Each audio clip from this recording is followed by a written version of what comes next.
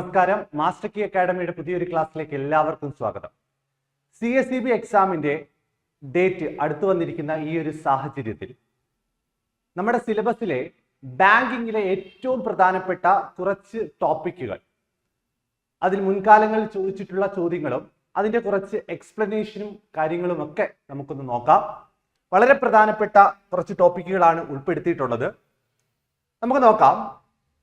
ഒന്നാമത്തെ question, consumer protection act passed for the first time in India. Consumer protection act ബാങ്കിങ്ങിൽ വളരെ പ്രധാനപ്പെട്ട ഒരു ടോപ്പിക്കാണ് കൺസ്യൂമർ പ്രൊട്ടക്ഷൻ ആക്ട്. കഴിഞ്ഞ എക്സാമിനൊക്കെ ആ മേഖലകളിൽ നിന്ന് ചോദ്യങ്ങൾ വന്നിട്ടുണ്ട്. അപ്പൊ ഇവിടെ ചോദിച്ചിരിക്കുന്നത് കൺസ്യൂമർ പ്രൊട്ടക്ഷൻ ആക്ട്, ഇന്ത്യയിലെ കൺസ്യൂമർ പ്രൊട്ടക്ഷൻ ആക്ട് ആദ്യമായിട്ട് നിലവിൽ വന്നത് എന്നാണെന്നാണ് ചോദ്യം. ആദ്യം ഫസ്റ്റ് ടൈം ആദ്യമായിട്ട് നിലവിൽ വന്നത് എന്നാണ് എന്ന് ചോദിച്ചു കഴിഞ്ഞാൽ ആൻസർ 1986. അപ്പോൾ ഓർത്തു വെക്കുക, കൺസ്യൂമർ പ്രൊട്ടക്ഷൻ ആക്ട് ആദ്യമായിട്ട് നിലവിൽ വന്നത് എന്നാണെന്ന് ചോദിച്ചാൽ 1986. എന്നാൽ നിലവിൽ കൺസ്യൂമർ പ്രൊട്ടക്ഷൻ ആക്ട് ഏത് വർഷമാണെന്ന് ചോദിച്ചാൽ 2019. ഇപ്പോൾ റൺ ചെയ്തുകൊണ്ടിരിക്കുന്നത് ഏത് കൺസ്യൂമർ പ്രൊട്ടക്ഷൻ ആക്ട് ആണെന്ന് ചോദിച്ചാൽ 2019 പുതുതായിട്ട് വന്ന കൺസ്യൂമർ പ്രൊട്ടക്ഷൻ ആക്ട് ആണ്.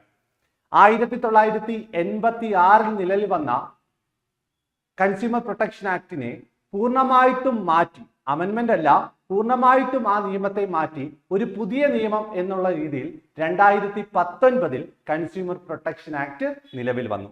ഓർത്തു വെക്കുക. അപ്പൊ ആദ്യമായിട്ട് കൺസ്യൂമർ പ്രൊട്ടക്ഷൻ ആക്ട് എന്നാണെന്ന് ചോദിച്ചാൽ 1986. എന്നാൽ കൺസ്യൂമർ പ്രൊട്ടക്ഷൻ ആക്ട് ഇപ്പോൾ നിലവിലുള്ളത് എത്രാമത്തെയാണെന്ന് ചോദിച്ചാൽ 2019. നമുക്ക് നോക്കാം. വളരെ പ്രധാനപ്പെട്ട കുറച്ച് പോയിന്റ്സുകളാണ്. കൺസ്യൂമർ പ്രൊട്ടക്ഷൻ ആക്ട് ആദ്യമായിട്ട് നിലവിൽ വന്നത് 1986 December 24. Consumer protection act, COPRA act എന്നറിയപ്പെടുന്നുണ്ട്. അത് നിലവിൽ വന്നത് 1986 ഡിസംബർ 24. അതുപോലെ തന്നെ ഇപ്പോൾ റൺ ചെയ്തുകൊണ്ടിരിക്കുന്നത് കൺസ്യൂമർ പ്രൊട്ടക്ഷൻ ആക്ട് 2019. ഓർത്തു വെച്ചുക, ആദ്യമായിട്ട് നിലവിൽ വന്നത് 1986 നിയമമാണെങ്കിൽ ഇപ്പോൾ ഓടിക്കൊണ്ടിരിക്കുന്നത് കൺസ്യൂമർ പ്രൊട്ടക്ഷൻ ആക്ട് 2019. ഈ നിയമം 2019 നിയമം നിലവിൽ വന്നത് എന്നാണ് എന്ന് ചോദിച്ചാൽ 2020 ജൂലൈ 20. ഓർത്തു വെക്കുക, കൺസ്യൂമർ പ്രൊട്ടക്ഷൻ ആക്ട് 2019 നിലവിൽ വന്നത് എന്നാണെന്ന് ചോദിച്ചാൽ 2020 ജൂലൈ 20. അതുപോലെ അത് നോട്ടിഫൈ ചെയ്തത് എന്നാണെന്ന് ചോദിച്ചാൽ 2019 ഓഗസ്റ്റ് 9. അപ്പോൾ ആ രണ്ട് ഡേറ്റുകളും ഒന്ന് ഓർത്തു വെക്കുക. Consumer protection act 2019 came in to force എന്നാണ് ചോദ്യമെങ്കിൽ 2020 ജൂലൈ 20. അത് നോട്ടിഫൈ ചെയ്തത് എന്നാണെന്ന് ചോദിച്ചാൽ 2019 ഓഗസ്റ്റ് 9. ഓർത്തു വെക്കുക. ഈ പറയുന്ന കൺസ്യൂമർ പ്രൊട്ടക്ഷൻ ആക്ടിലെ ഏറ്റവും മുകളിലത്തെ അതോറിറ്റിയാണ് CCPA എന്നറിയപ്പെടുന്നത്. Central consumer protection authority. CCPAയുടെ പൂർണ്ണ രൂപം എക്സാമിന് ചോദിക്കാൻ സാധ്യതയുള്ളതാണ്. ഓർത്തു വെക്കുക, സെൻട്രൽ കൺസ്യൂമർ പ്രൊട്ടക്ഷൻ അതോറിറ്റി. അത് എന്നാണ് പ്രാബല്യത്തിൽ വന്നതെന്ന് ചോദിച്ചാൽ ജൂലൈ 20, 2020. കൺസ്യൂമർ പ്രൊട്ടക്ഷൻ ആക്ടിലെ ഏറ്റവും മുകളിലത്തെ അതോറിറ്റിയാണ് ഇതെന്ന് പറയുന്നത് CCPA. CCPA നിലവിൽ വന്നത് എന്നാണെന്ന് ചോദിച്ചാൽ ജൂലൈ 20, 2020 തന്നെയാണ്. അതുപോലെ തന്നെ സെക്ഷൻ 2 സബ്സെക്ഷൻ 7 ഓർത്തു വെക്കുക. Section 2 subsection 7 consumer protection act 2019 section 2 subsection 7 എന്തിനെയാണ് ഡിഫൈൻ ചെയ്യുന്നതെന്ന് ചോദിച്ചാൽ കൺസ്യൂമർ ആരാണ് എന്ന് ഡിഫൈൻ ചെയ്യുന്ന സെക്ഷനാണ് സെക്ഷൻ 2 സബ്സെക്ഷൻ 7.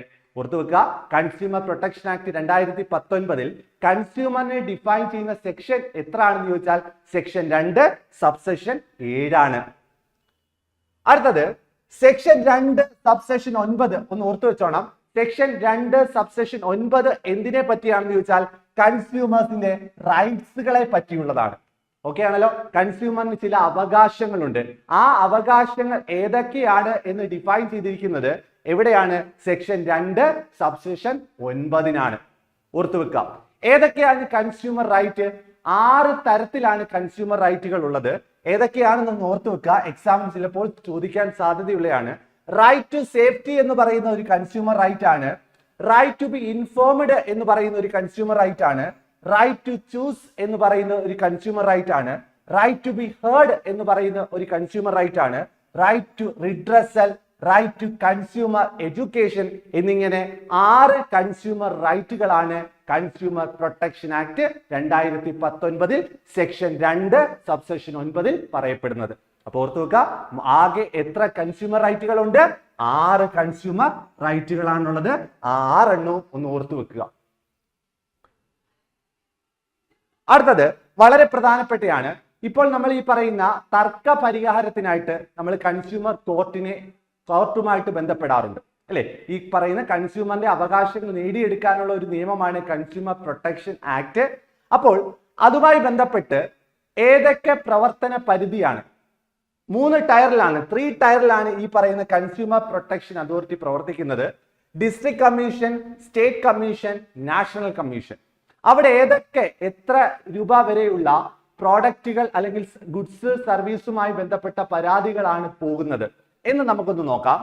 ഡിസ്ട്രിക്ട് കമ്മീഷന്റെ മുമ്പിൽ എത്ര രൂപ വരെയുള്ള പരാതികളാണ് പോകുന്നതെന്ന് ചോദിച്ചാൽ അപ് ടു 50 lakhs ആണ്. ഓർത്തു വെക്കുക, 50 ലക്ഷം രൂപ വരെയുള്ള ഗുഡ്സ് സർവീസുമായി ബന്ധപ്പെട്ട പരാതികളാണ് നമ്മൾ പോകാൻ ഉദ്ദേശിക്കുന്നതെങ്കിൽ നമ്മൾ പോകേണ്ടത് എവിടെയാണ്? ഡിസ്ട്രിക്ട് കമ്മീഷന്റെ മുമ്പിലാണ്. Up to 50 lakhs. ഓർത്തു വെക്കുക, 50 ലക്ഷം രൂപ വരെയുള്ള പരാതികൾ പോകേണ്ടത് ഡിസ്ട്രിക്ട് കമ്മീഷന്റെ മുമ്പിലാണ്. അതുപോലെ തന്നെ 50 ലക്ഷം മുതൽ 2 കോടി വരെ. ഓർത്തു വെക്കുക, 50 ലക്ഷം തൊട്ട് 2 കോടി വരെയുള്ള ഗുഡ്സ് സർവീസുമായി ബന്ധപ്പെട്ട പരാതികളാണ് പോകുന്നതെങ്കിൽ അത് പോകേണ്ടത് സ്റ്റേറ്റ് കമ്മീഷന്റെ മുമ്പിലാണ്. അതുപോലെ തന്നെ നാഷണൽ കമ്മീഷന്റെ മുമ്പിൽ പോകേണ്ടത് 2 കോടി മുതൽ അതിന് മുകളിലോട്ടുള്ള പരാതികളാണ് നാഷണൽ കമ്മീഷന്റെ മുമ്പിൽ പോകേണ്ടത്. അങ്ങനെ 3 കമ്മീഷനുകളാണ് ഈ പറയുന്ന തർക്ക പരിഹാരവുമായി ബന്ധപ്പെട്ട് പ്രവർത്തിക്കുന്നത്. District commission, state commission, national commission. District കമ്മീഷനിൽ അപ് ടു 50 lakhs, 50 ലക്ഷം രൂപ വരെയുള്ളത്. സ്റ്റേറ്റ് കമ്മീഷനിൽ 50 ലക്ഷം തൊട്ട് 2 കോടി, 50 ലക്ഷം തൊട്ട് 2 കോടി വരെ. നാഷണൽ കമ്മീഷൻ ആണെങ്കിൽ 2 കോടിയിൽ മുകളിലോട്ട്. ഓർത്തു വെക്കുക, ഡിസ്ട്രിക്ട് കമ്മീഷൻ ആണ് പരാതി പോയെങ്കിൽ അവിടെ ഒരു അപ്പീൽ അതോറിറ്റി ഉണ്ട്. അതാരാണെന്ന് ചോദിച്ചാൽ സ്റ്റേറ്റ് കമ്മീഷൻ ആണ്. ഡിസ്ട്രിക്ട് കമ്മീഷനിൽ പരാതി പോയി കഴിഞ്ഞാൽ ഡിസ്ട്രിക്ട് കമ്മീഷൻ വിധിക്കുന്ന ആ ഒരു വിധി ഫൈനൽ ആണോ എന്ന് ചോദിച്ചാൽ ഫൈനൽ അല്ല. നമുക്ക് വേണമെങ്കിൽ അപ്പീൽ പോകാം. ആർക്ക് മുമ്പിൽ? സ്റ്റേറ്റ് കമ്മീഷന് മുമ്പിൽ അപ്പീൽ പോകാം. സ്റ്റേറ്റ് കമ്മീഷനും ഇതേ രീതിയിൽ ഒരു വിധി പുറപ്പെടുവിച്ചു കഴിഞ്ഞാൽ അതും ഫൈനൽ അല്ല. അതിൽ നമ്മൾ യോജിക്കുന്നില്ല എങ്കിൽ നമുക്ക് വേണമെങ്കിൽ എന്ത് പോകാം? അപ്പീൽ പോകാം. ആരുടെ മുമ്പിൽ? നാഷണൽ കമ്മീഷന് മുമ്പിൽ അപ്പീൽ പോകാം. അതുപോലെ തന്നെ നാഷണൽ കമ്മീഷന് വിധിക്കെതിരെയും നമുക്ക് അപ്പീൽ പോകാവുന്നതാണ്. എവിടെയാണ്? സുപ്രീം കോടതിയുടെ മുമ്പിൽ. ഓക്കെ ആണല്ലോ? അപ്പോൾ ഈ പറയുന്ന ജൂറിഡിക്ഷനും അപ്പീൽ അതോറിറ്റിയും ഏതൊക്കെയാണെന്ന് ഒന്ന് ഓർത്തു വെക്കുക, എക്സാമിന് ചോദിക്കാൻ സാധ്യതയുള്ളതാണ്. അടുത്തത് രണ്ടാമത്തെ ചോദ്യത്തിലേക്ക് പോവാണ്. A QR code consist of. QR code QR എന്നതിന്റെ പൂർണ്ണരൂപം എക്സാമിന് ചോദിച്ച് കണ്ടിട്ടുണ്ട്. QR എന്നതിന്റെ പൂർണ്ണരൂപം ക്വിക്ക് റെസ്പോൺസ് എന്നാണ്. ഓക്കെ ആണല്ലോ? QR എന്നതിന്റെ പൂർണ്ണരൂപം എന്താണെന്ന് ചോദിച്ചാൽ ക്വിക്ക് റെസ്പോൺസ് ആണ്. ഇവിടെ QR കോഡിൽ എന്തൊക്കെയാണ് ഉൾക്കൊള്ളുന്നത് എന്ന് ചോദിച്ചാൽ black square, a square grid, white background, all of the above. ഓർത്തു വെക്കുക, ഒരു QR കോഡ് ഉൾക്കൊള്ളുന്ന കാര്യങ്ങൾ എന്തൊക്കെയാണെന്ന് ചോദിച്ചാൽ ബ്ലാക്ക് സ്ക്വയർ ഉൾക്കൊള്ളുന്നുണ്ട്, എ സ്ക്വയർ ഗ്രിഡ് ഉൾക്കൊള്ളുന്നുണ്ട്, അതുപോലെ തന്നെ ഒരു വൈറ്റ് ബാക്ക്ഗ്രൗണ്ടും ഉൾക്കൊള്ളുന്നതാണ് ഒരു QR കോഡ് എന്ന് പറയുന്നത്. അപ്പോൾ ഇവിടെ നമ്മുടെ ആൻസർ എന്ന് പറയുന്നത് ഓൾ ഓഫ് ദി എബോവ് ആണ്. ഓർത്തു വെക്കുക. ഇനി QR കോഡുമായി ബന്ധപ്പെട്ട വളരെ പ്രധാനപ്പെട്ട കുറച്ച് പോയിന്റ്സുകൾ ഒന്ന് പറഞ്ഞു പോവാണ്. A QR code stands for quick response code. ഓർത്ത് വെച്ചോണേ, QR കോഡിന്റെ പൂർണ്ണ രൂപം എന്താണെന്ന് ചോദിച്ചാൽ ക്വിക്ക് റെസ്പോൺസ് കോഡ് എന്നാണ്. It is A 2-dimensional barcode. ചിലപ്പോൾ നേരത്തെ ഓപ്ഷനകത്ത് തന്നതുപോലെ ഇനി തരാൻ സാധ്യതയുള്ള ഓപ്ഷൻസ് ആണ് ഈ പറയുന്നത്. QR കോഡ് എന്ന് പറയുന്നത് ഒരു 2-dimensional ബാർകോഡ് ആണ്. ഓർത്ത് വെച്ചോണം, QR കോഡ് എന്ന് പറഞ്ഞാൽ എന്താണ്? ഒരു 2-dimensional ബാർകോഡ് ആണ്. That store information easily accessible with a scan. അല്ലെ, നമുക്ക് ഈ പറയുന്ന വിവരങ്ങൾ, ഇൻഫർമേഷൻസ്, ഡാറ്റാസ് ഒക്കെ സ്റ്റോർ ചെയ്ത് വെക്കാൻ പറ്റുന്ന ഒരു ഉപാധിയാണ് എന്തെന്ന് പറയുന്നത്, QR കോഡ് എന്ന് പറയുന്നത്. ഈ QR കോഡ് സ്കാൻ ചെയ്യുന്നതിലൂടെ നമുക്ക് ഈ പറയുന്ന ഇൻഫർമേഷൻസ് അല്ലെങ്കിൽ ഡാറ്റാസ് ആക്സസ് ചെയ്യാൻ കഴിയുന്നതുമാണ്. അതുപോലെ തന്നെ QR കോഡ് ടെക്നോളജി, ഈ പറയുന്ന QR കോഡ് എന്ന് പറയുന്ന ടെക്നോളജി ആദ്യമായിട്ട് നിലവിൽ വന്നത് 1994 ലോകമെമ്പാടും ഈ പറയുന്ന QR കോഡ് എന്ന് പറയുന്ന ടെക്നോളജി നിലവിൽ വന്ന വർഷം 1994 ഡെൻസോ വേവ് ആണ് ഈ പറയുന്ന QR കോഡ് കൊണ്ടുവന്നത്. ഓക്കെ ആണല്ലോ. അപ്പോ QR കോഡ് ടെക്നോളജി ഇൻവെന്റ് ചെയ്തത് ആരാണെന്ന് ചോദിച്ചാൽ ഡെൻസോ വേവ് ആണ്. ഏത് വർഷമാണെന്ന് ചോദിച്ചാൽ 1994. QR കോഡിന്റെ പൂർണ്ണ രൂപം എന്താണെന്ന് ചോദിച്ചാൽ ക്വിക്ക് റെസ്പോൺസ് ആണ്. A QR code is composed of a grid of black square on a white background. സാധാരണയായി നോർമൽ ആയിട്ട് എല്ലാ തരത്തിലുള്ള QR കോഡും അതിന്റെ ബാക്ക്ഗ്രൗണ്ട് കളർ എങ്ങനെയാണെന്ന് ചോദിച്ചാൽ വൈറ്റ് ബാക്ക്ഗ്രൗണ്ട് ആയിരിക്കും. It is typically consist of 3 main parts. പ്രധാനമായിട്ടും ഈ പറയുന്ന QR കോഡിൽ 3 പ്രധാനപ്പെട്ട ഭാഗങ്ങളാണുള്ളത്. ഏതൊക്കെയാണെന്ന് ചോദിച്ചാൽ ഫൈൻഡർ പാറ്റേൺ, ഒരു QR കോഡിൽ ഉൾക്കൊള്ളുന്ന 3 പ്രധാനപ്പെട്ട ഭാഗങ്ങൾ പറയുവാണ്. ഫൈൻഡർ പാറ്റേൺ, അതുപോലെ തന്നെ അലൈൻമെന്റ് പാറ്റേൺ, അതുപോലെ തന്നെ ടൈമിംഗ് പാറ്റേൺ. ഓർത്തു വെക്കുക, എക്സാമിന് ചോദിക്കാൻ സാധ്യതയുള്ളതാണ്.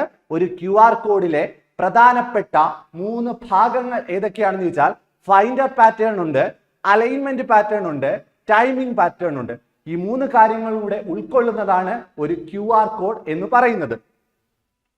അടുത്തത് types of QR code.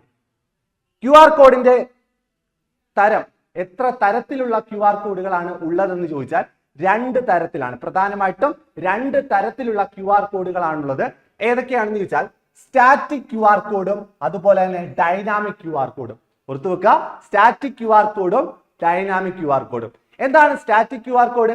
The data is directly embedded in the code and it cannot be changed after creation. ഈ പറയുന്ന QR കോഡ് ക്രിയേറ്റ് ചെയ്ത് കഴിഞ്ഞാൽ, ഈ പറയുന്ന സ്റ്റാറ്റിക് QR കോഡ് ക്രിയേറ്റ് ചെയ്ത് കഴിഞ്ഞാൽ അത് cannot be changed. അതെന്താണ്? ചേഞ്ച് ചെയ്യാൻ കഴിയുകയില്ല. സ്ഥിരമായിട്ട് നിലനിർത്താൻ പറ്റുന്ന QR കോഡുകളെ വിളിക്കുന്ന പേരാണ് സ്റ്റാറ്റിക് QR കോഡ്. അവിടെ യാതൊരു വിധത്തിലുള്ള മോഡിഫിക്കേഷൻസും പിന്നീട് വരുത്തുവാൻ കഴിയില്ല. എന്നാൽ ഡൈനാമിക് QR കോഡ് എന്താണ്? These link to URL that can be updated or changed at any time even after code has been printed. Okay ആണല്ലോ.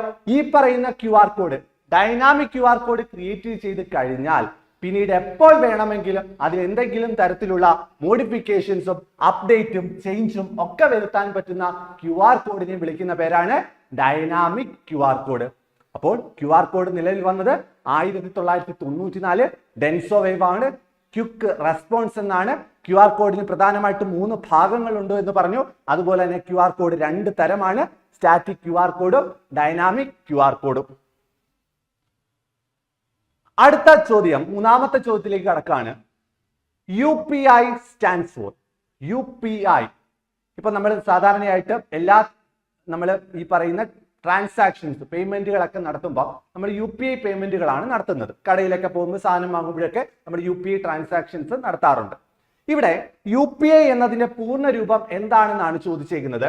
UPI എന്നതിന്റെ പൂർണ്ണ രൂപം യൂണിഫൈഡ് പേയ്മെന്റ് ഇന്റർഫേസ്. ഓർത്തു വെക്കുക, UPIയുടെ പൂർണ്ണ രൂപം എന്താണെന്ന് ചോദിച്ചാൽ, ഫുൾ ഫോം എന്താണെന്ന് ചോദിച്ചാൽ യൂണിഫൈഡ് പേയ്മെന്റ് ഇന്റർഫേസ്. നമ്മുടെ ഓപ്ഷൻ ബി ആണ് കറക്റ്റ്, യൂണിഫൈഡ് പേയ്മെന്റ് ഇന്റർഫേസ്. നമുക്ക് നോക്കാം എന്താണ് UPI. വളരെ പ്രധാനപ്പെട്ട കുറച്ച് പോയിന്റുകൾ പറയുവാണ്. UPI എന്ന് വെച്ചാൽ യൂണിഫൈഡ് പേയ്മെന്റ് ഇന്റർഫേസ് ആണ്. ഈ UPI എന്ന് പറയുന്ന ആ ഒരു ടെക്നോളജി നിലവിൽ വന്നത് എന്നാണെന്ന് വെച്ചാൽ 2016 ഏപ്രിൽ 11. അതിന്റെ ഡേറ്റ് സഹിതം പഠിച്ചു വെച്ചോണം. UPI നിലവിൽ വന്നത് എന്നാണെന്ന് ചോദിച്ചാൽ 2016 ഏപ്രിൽ 11. 2016 ഏപ്രിൽ 11 UPI എന്ന് പറയുന്ന ആ ഒരു സിസ്റ്റം നിലവിൽ വന്നത്. UPI payment can be made through mobile number, VPA, UPI ID, bank account number and QR code.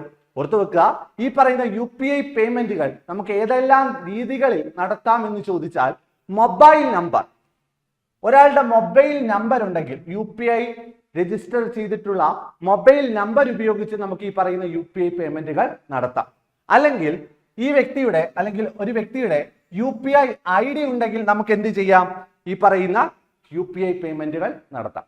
UPI ID-യുടെ മറ്റൊരു പേരാണ് VPA. ഓർത്തു വെച്ചോണം, UPI ID-യുടെ മറ്റൊരു പേരാണ് VPA, വെർച്വൽ പേയ്മെന്റ് അഡ്രസ്. VPA-യുടെ പൂർണ്ണരൂപം വെർച്വൽ പേയ്മെന്റ് അഡ്രസ്. അതുപോലെ തന്നെ ഒരാളുടെ ബാങ്ക് അക്കൗണ്ട് പ്ലസ് IFSC, ഒരാളുടെ ബാങ്ക് അക്കൗണ്ടും IFSC കോഡും ഉണ്ടെങ്കിൽ, IFSC നമ്പരും ഉണ്ടെങ്കിൽ നമുക്ക് എന്ത് നടത്താം? ഈ പറയുന്ന UPI പേയ്മെന്റുകൾ നടത്താം. അതുപോലെ തന്നെ QR കോഡ്, അല്ലെ, നമ്മൾ മിക്ക ഷോപ്പുകളിൽ ചെന്നാലും ഈ പറയുന്ന QR കോഡ് കാണും. QR കോഡ് സ്കാൻ ചെയ്ത് നമുക്ക് ഈ പറയുന്ന UPI പേയ്മെന്റുകൾ നടത്താം. അപ്പം UPI നിലവിൽ വന്നത് 2016 ഏപ്രിൽ 11. അതുപോലെ തന്നെ യൂണിഫൈഡ് പേയ്മെന്റ് ഇന്റർഫേസ് ആണ് UPI-യുടെ ഫുൾ ഫോം, ഓർത്തു വെക്കുക. അതുപോലെ തന്നെ UPI റെഗുലേറ്റ് ചെയ്യുന്നത് ആരാണെന്ന് ചോദിച്ചാൽ RBI-യും അതിന്റെ സെറ്റിൽമെന്റ് പ്രൊസീജിയേഴ്സ് ഓഫർ ചെയ്യുന്നത് ആരാണെന്ന് ചോദിച്ചാൽ NPCI-യുമാണ്. ഓർത്തു വെക്കുക, UPI റെഗുലേറ്റ് ചെയ്യുന്നത് ആരാണ് എന്ന് എക്സാം ചോദിക്കാൻ സാധ്യതയുള്ളതാണ്. അത് ആരാണ്? RBI ആണ്. അതുപോലെ അതിന്റെ സെറ്റിൽമെന്റ് പ്രൊസീജിയേഴ്സ് ഓഫർ ചെയ്യുന്നത് ആരാണെന്ന് ചോദിച്ചാൽ NPCI ആണ്. NPCI നിലവിൽ വന്ന വർഷം എക്സാമിന് ചോദിച്ചിട്ടുണ്ട്, 2008 NPCI-യുടെ ഫുൾ ഫോം എന്താണെന്ന് ചോദിച്ചാൽ national payment corporation of India. National payment corporation of India 2008 നിലവിൽ വന്നത്. NPCI ആണ് ഈ പറയുന്ന UPI പേയ്മെന്റുകളുടെ സെറ്റിൽമെന്റ് പ്രൊസീജിയേഴ്സ് ഓഫർ ചെയ്യുന്നത്. ഇനി ഈ പറയുന്ന UPI എന്ന് പറയുന്നത് പോലെ തന്നെ നമ്മുടെ ഇന്ത്യൻ മെയ്ഡ് ഒരു പേയ്മെന്റ് ആപ്പാണ് ഭീം app. Google pay, phone pay എന്നൊക്കെ പറയുന്നത് പോലെ ഇന്ത്യൻ മെയ്ഡ് പേയ്മെന്റ് ആപ്പാണ്, UPI എനേബിൾഡ് പേയ്മെന്റ് ആപ്പാണ് ഭീം ആപ്പ് എന്ന് പറയുന്നത്. ഭീമിന്റെ പൂർണ്ണരൂപം എക്സാമിന് ചോദിക്കാൻ സാധ്യതയുള്ളതാണ് Bharat interface for money. Bharat interface for money എന്ന് പറയുന്നത് ഭീമിന്റെ പൂർണ്ണരൂപമാണ്. ഗൂഗിൾ പേ, ഫോൺ പേ എന്ന് പറയുന്നത് യൂസ് ചെയ്യുന്നത് പോലെ ഇന്ത്യൻ മെയ്ഡ് ഒരു പേയ്മെന്റ് ആപ്പാണ് ഭീം ആപ്പ്. It is an Indian mobile payment app developed by NPCI. ഓർത്തു വെച്ചോണം, ഭീം ആപ്പ് ഡെവലപ്പ് ചെയ്തത് ആരാണ് എന്ന് ചോദിച്ചാൽ NPCI ആണ്. National payment corporation of India ആണ് ഭീം ആപ്പ് ഡെവലപ്പ് ചെയ്തത്. എന്നാണ് വന്നതെന്നൂടെ ഒന്ന് ഓർത്തു വെച്ചോണം. 2016 ഡിസംബർ 30. 2016 ഡിസംബർ 30 ഭീം ആപ്പ് നിലവിൽ വന്നത്. ഓർത്തു വെച്ചോണം. അപ്പൊ UPI-യുമായി ബന്ധപ്പെട്ട വളരെ പ്രധാനപ്പെട്ട പോയിന്റ്സുകളാണ് ഓർത്തു വെക്കുക. അടുത്തത് 4ാമത്തെ ക്വസ്റ്റ്യനിലേക്ക് പോവാണ്. The IFSC is an dash alpha numeric code.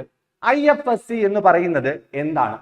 IFSC എന്നാൽ എന്താണ് നമുക്കറിയാം, അല്ലെ? ഈ പറയുന്ന എല്ലാ തരത്തിലുമുള്ള ബാങ്കുകളെ ഐഡന്റിഫൈ ചെയ്യാനും ക്ലാസിഫൈ ചെയ്യാനും ഉപയോഗിക്കുന്ന ഒരു ആൽഫ ന്യൂമറിക് കോഡാണ് എന്തെന്ന് പറയുന്നത്? IFSC എന്ന് പറയുന്നത്. IFSC എത്ര ഡിജിറ്റ് ആൽഫ ന്യൂമറിക് കോഡാണെന്ന് ചോദിച്ചാൽ എത്രയാണ്? 11 ഡിജിറ്റ് ആണ്. ഓർത്തു വെച്ചോണം, 11 ഡിജിറ്റ് ആൽഫ ന്യൂമറിക് കോഡ്. അതിനകത്ത് ആൽഫബറ്റും ഉണ്ട്, നമ്പേഴ്സുമുള്ള ഒരു രീതിയാണ് ഈ പറയുന്ന IFSC എന്ന് പറയുന്നത്. 11 ഡിജിറ്റ് ആണ് IFSC-യിലെ ആൽഫ ന്യൂമറിക്കൽ എന്ന് പറയുന്നത്. നോക്കാം, IFSC-യുടെ പൂർണ്ണ രൂപം എക്സാമിന് എപ്പോഴും ചോദിക്കാൻ സാധ്യതയുള്ളതാണ് ഇന്ത്യൻ ഫിനാൻഷ്യൽ സിസ്റ്റം കോഡ്. IFSC-യുടെ പൂർണ്ണ രൂപം എന്താണ്? Indian financial system code. IFSC is an alphanumeric code of 11 character. മറന്നുപോകല്, 11 alphanumeric character ആണ് IFSC എന്ന് പറയുന്നത്.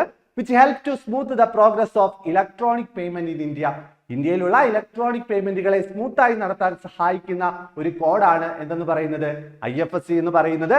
ഇറ്റ് ക്യാൻ ബി യൂസ്ഡ്, ഇതാണ് വളരെ പ്രധാനപ്പെട്ടത്, ബാങ്കുകളെ, ഇന്ത്യയിലുള്ള ബാങ്കുകളെ, അതിന്റെ ബ്രാഞ്ചുകളെ ഈസി ആയിട്ട് ഐഡന്റിഫൈ ചെയ്യാനും ക്ലാസിഫൈ ചെയ്യാനും ഉപയോഗിക്കുന്ന ഒരു ആൽഫ ന്യൂമറിക് കോഡാണ് എന്തെന്ന് പറയുന്നത്? IFSC, Indian financial system code. 11 character കോഡാണ് അത്. ആ 11 ക്യാരക്ടേഴ്സ് എന്തൊക്കെയാണ് എന്ന് നമുക്കൊന്ന് നോക്കാം. ഒരു IFSC കോഡില് ആദ്യത്തെ 4 ക്യാരക്ടർ റെപ്രസെന്റ് ചെയ്യുന്നത് ബാങ്കിന്റെ പേരാണ്. ഏതൊരു IFSC കോഡ് എടുത്ത് നോക്കിക്കോ, അതിന്റെ ആദ്യത്തെ 4 അക്കം, ആദ്യത്തെ 4 ക്യാരക്ടർ റെപ്രസെന്റ് ചെയ്യുന്നത് ബാങ്കിന്റെ പേരാണ്. എന്നാൽ 5th ക്യാരക്ടർ ഏത് IFSC കോഡ് എടുത്ത് നോക്കിയാലും അതിന്റെ 5th ക്യാരക്ടർ എന്ന് പറയുന്നത് 0 ആയിരിക്കും. അതുപോലെ തന്നെ ലാസ്റ്റ് 6 ക്യാരക്ടർ റെപ്രസെന്റ് ചെയ്യുന്നത് ബാങ്ക് ബ്രാഞ്ചിന്റെ ലൊക്കേഷൻ ആയിരിക്കും. ഓക്കെ ആണല്ലോ. അപ്പോൾ 11 ക്യാരക്ടർ കോഡാണ് IFSC കോഡ്. ആദ്യത്തെ 4 ക്യാരക്ടർ റെപ്രസെന്റ് ചെയ്യുന്നത് ബാങ്കിന്റെ പേര്, 5ാമത്തെ ക്യാരക്ടർ എന്ന് പറയുന്നത് 0 ആണ്, ലാസ്റ്റ് 6 ക്യാരക്ടർ റെപ്രസെന്റ് ചെയ്യുന്നത് ബ്രാഞ്ചിന്റെ ലൊക്കേഷൻ ആണ്. ഓർത്തു വെക്കുക. അടുത്തത് വളരെ പ്രധാനപ്പെട്ട മറ്റൊരു ക്വസ്റ്റ്യനിലേക്ക് പോവാണ്. In RTGS S stands for. RTGS-ൽ S എന്നതിനെ എന്താണ് സൂചിപ്പിക്കുന്നത്? RTGS. അങ്ങനെ ഓരോ ലെറ്റേഴ്സും എക്സാമിന് എടുത്ത് ചോദിക്കാറുണ്ട്. RTGS എന്ന് വെച്ചാൽ റിയൽ ടൈം ഗ്രോസ് സെറ്റിൽമെന്റ്. ഒരു ഫണ്ട് ട്രാൻസ്ഫറിങ്ങിന് ഉപയോഗിക്കുന്ന ഒരു ടെക്നോളജി, ഒരു ടെക്നിക്കാണ് ഇതെന്ന് പറയുന്നത്. RTGS എന്ന് പറയുന്നത് റിയൽ ടൈം ഗ്രോസ് സെറ്റിൽമെന്റ്. നമ്മുടെ അടുത്ത് ചോദിച്ചിരിക്കുന്നത് എസിന്റെ പൂർണ്ണ രൂപമാണ്. എന്താണ്? സെറ്റിൽമെന്റ് എന്നാണ്. ഓർത്തു വെക്കുക. Real time gross settlement, RTGS. നോക്കാം. RTGS real time gross settlement ഇത് ഇൻട്രൊഡ്യൂസ് ചെയ്തത് എന്നാണ് എന്ന് ചോദിച്ചാൽ RTGS ഇൻട്രൊഡ്യൂസ് ചെയ്തത് RB ആണ്. ഓർത്തു വെച്ചോണേ. RTGS ഇൻട്രൊഡ്യൂസ് ചെയ്തത് ആരാണെന്ന് ചോദിച്ചാൽ RB ആണ്. ഏത് വർഷമാണ്? 2004 മാർച്ച് 26. ഓർത്തു വെച്ചോണം. ഡേറ്റ് സഹിതം ഓർത്തു വെക്കേണ്ടതാണ്. 2004 മാർച്ച് 26. 2004 മാർച്ച് 26-നാണ് RTGS നിലവിൽ വന്നത്, കൊണ്ടുവന്നത് RBI ആണ്. ഇതിന്റെ RTGS വഴി നമുക്ക് ഒരു ഫണ്ട് അയക്കണമെങ്കിൽ, ഒരാൾക്ക് നിന്ന് മറ്റൊരാൾക്ക് നമുക്ക് ഫണ്ട് അയക്കണമെങ്കിൽ മിനിമം എത്ര രൂപ വേണം? 2 ലക്ഷം രൂപ വേണം. ഓർത്തു വെച്ചോണം. RTGS ഫണ്ട് ട്രാൻസ്ഫർ നടത്തണമെങ്കിൽ മിനിമം എത്ര രൂപ വേണമെന്ന് ചോദിച്ചാൽ 2 ലക്ഷം രൂപ വേണം. എന്നാൽ അതിന് അപ്പർ ലിമിറ്റ് വല്ലതും ഉണ്ടോ എന്ന് ചോദിച്ചാൽ നോ അപ്പർ ലിമിറ്റ്. എന്ന് വെച്ചാൽ മിനിമം 2 ലക്ഷം വേണം, മാക്സിമം നോ ലിമിറ്റ്. 2 ലക്ഷം തൊട്ട് എത്ര രൂപ വേണമെങ്കിലും നമുക്ക് RTGS വഴി അയക്കാവുന്നതാണ്. RTGS-ൽ ഉപയോഗിക്കുന്ന ഒരു റഫറൻസ് നമ്പറാണ് UTR. അവിടെ നിന്നും ചോദ്യങ്ങൾ വന്നിട്ടുണ്ട്. UTR എന്ന് പറയുന്നത് 22 ആൽഫ ന്യൂമറിക് കോഡാണ്. ഓർത്തു വെച്ചോണം. UTR എന്ന് പറയുന്നത് 22. UTR എന്ന് പറഞ്ഞാൽ എത്രയാണ്? 22 ആൽഫ ന്യൂമറിക് കോഡാണ്. അതിന്റെ ഫുൾ ഫോം ഒന്ന് ഓർത്തു വെച്ചോണം. Unique transaction reference number. Unique transaction reference number എന്നാണ് UTR-ന്റെ പൂർണ്ണരൂപം. അത് 22 ക്യാരക്ടർ കോഡാണെന്ന് ഓർത്തു വെക്കുക. എന്തിനു വേണ്ടിയാണ്? Uniquely identified transaction in RTGS. RTGS-ലെ ഓക്കെ, ഈ uniquely identify the transaction in RTGS-ലെ ട്രാൻസാക്ഷൻസ് ഐഡന്റിഫൈ ചെയ്യാൻ ഉപയോഗിക്കുന്ന യുണീക്ക് ട്രാൻസാക്ഷൻ റഫറൻസ് നമ്പർ. ആ ഒരു നമ്പറാണ് എന്തെന്ന് പറയുന്നത്? UTR എന്ന് പറയുന്നത് 22 ക്യാരക്ടർ കോഡാണ്. RTGS payment are final and revocable. Final ആണ്. ഒരാൾക്ക് ഒരു ഫണ്ട് അയച്ചു കഴിഞ്ഞാൽ അത് ഫൈനൽ ആയിരിക്കും. ഇറിവോക്കബിൾ ആണ്. എന്ന് വെച്ചാൽ തിരിച്ച് നമുക്ക് വേണമെന്ന് പറഞ്ഞാൽ തിരിച്ച് ക്രെഡിറ്റ് ആവുന്നതല്ല. അയച്ചാൽ അയച്ചത് തന്നെയാണ്, ഫൈനൽ ആണ്. അതുപോലെ തന്നെ RTGS is primarily used for high value and time critical transaction in India. ഇത് ചോദ്യമായിട്ട് വന്നിട്ടുണ്ട്. Dash is primarily used for high value and time critical transaction in India എന്ന് ചോദിച്ചാൽ ഉത്തരം RTGS ആണ്. ഹൈ വാല്യൂ ആണ് എന്ന് വെച്ചാൽ RTGS വഴി അയക്കണമെങ്കിൽ മിനിമം 2 ലക്ഷം രൂപ വേണം. ഓക്കെ ആണല്ലോ. അതുകൊണ്ടാണ് അതിനെ ഹൈ വാല്യൂ എന്ന് പറയുന്നത്. അതുപോലെ തന്നെ ടൈം ക്രിട്ടിക്കൽ. നമ്മൾ എപ്പോഴാണോ അയക്കുന്നത് ആ സ്പോട്ടിൽ തന്നെ അടുത്ത പാർട്ടിക്ക് ഈ ഫണ്ട് എത്തിച്ചേരുന്നു. അതുകൊണ്ട് പെട്ടെന്ന് ക്വിക്കായിട്ട് നടത്തുന്ന ഒരു ഫണ്ട് ട്രാൻസ്ഫർ മെത്തേഡാണ് RTGS. അതുകൊണ്ടാണ് അതിനെ high value time critical transaction എന്ന് അറിയപ്പെടുന്നത്. ഓക്കെ ആണല്ലോ. Real time gross settlement. അടുത്തത് 6ാമത്തെ ചോദ്യം. When was Swift established? Swift എന്നുള്ള ആ ഒരു സ്ഥാപനം നിലവിൽ വന്നത് എന്നാണ് ചോദിച്ചേക്കുന്നത്. സ്വിഫ്റ്റ് നിലവിൽ വന്നത് എന്നാണ് ചോദ്യമെങ്കിൽ 1973-നാണ്. സ്വിഫ്റ്റ് വന്ന വർഷം 1973. നമുക്ക് നോക്കാം എന്താണ് സ്വിഫ്റ്റ്. സ്വിഫ്റ്റിന്റെ പൂർണ്ണരൂപം എക്സാമിന് ചോദിക്കുന്നതാണ്.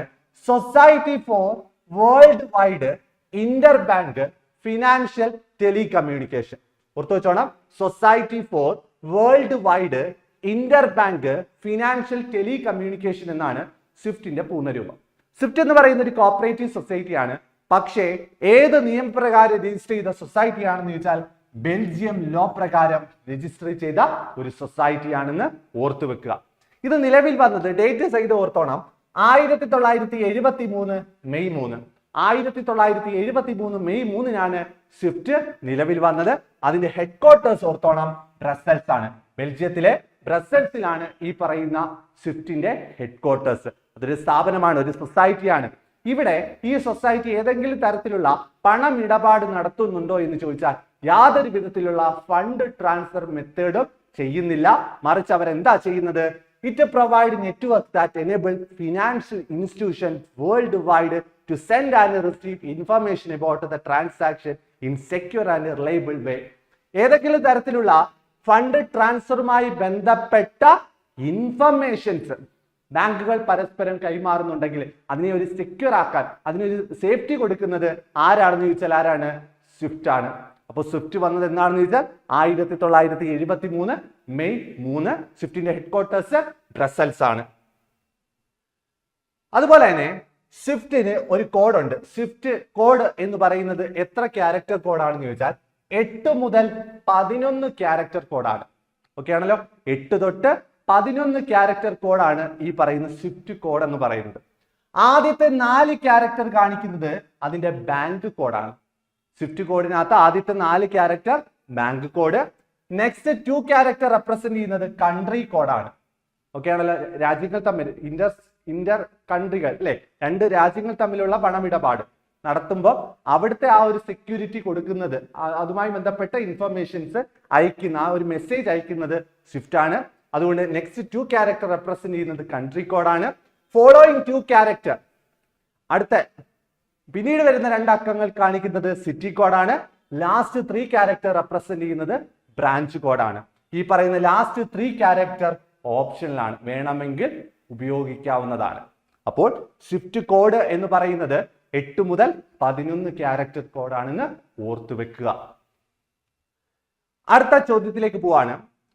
What technology is used by banks primarily to identify process check?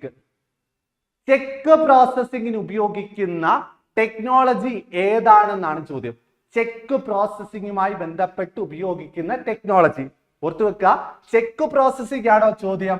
ഉത്തരം MICR ആണ്. MICR എന്ന് പറയുന്നത് ചെക്ക് പ്രോസസ്സിംഗുമായി ഉപയോഗിക്കുന്ന ഒരു ടെക്നോളജിയാണ് MICR എന്ന് പറയുന്നത്. എല്ലാ ചെക്കുകളിലും ഈ പറയുന്ന MICR കോഡ് പ്രിന്റ് ചെയ്ത് വെച്ചിട്ടുണ്ട്. ഓക്കെ ആണല്ലോ? അപ്പൊ MICRന്റെ പൂർണ്ണ രൂപം ചോദിക്കുന്നതാണ് മാഗ്നറ്റിക് ഇങ്ക് ക്യാരക്ടർ റെക്കഗ്നിഷൻ. MICRന്റെ പൂർണ്ണ രൂപമാണ് magnetic ink character recognition.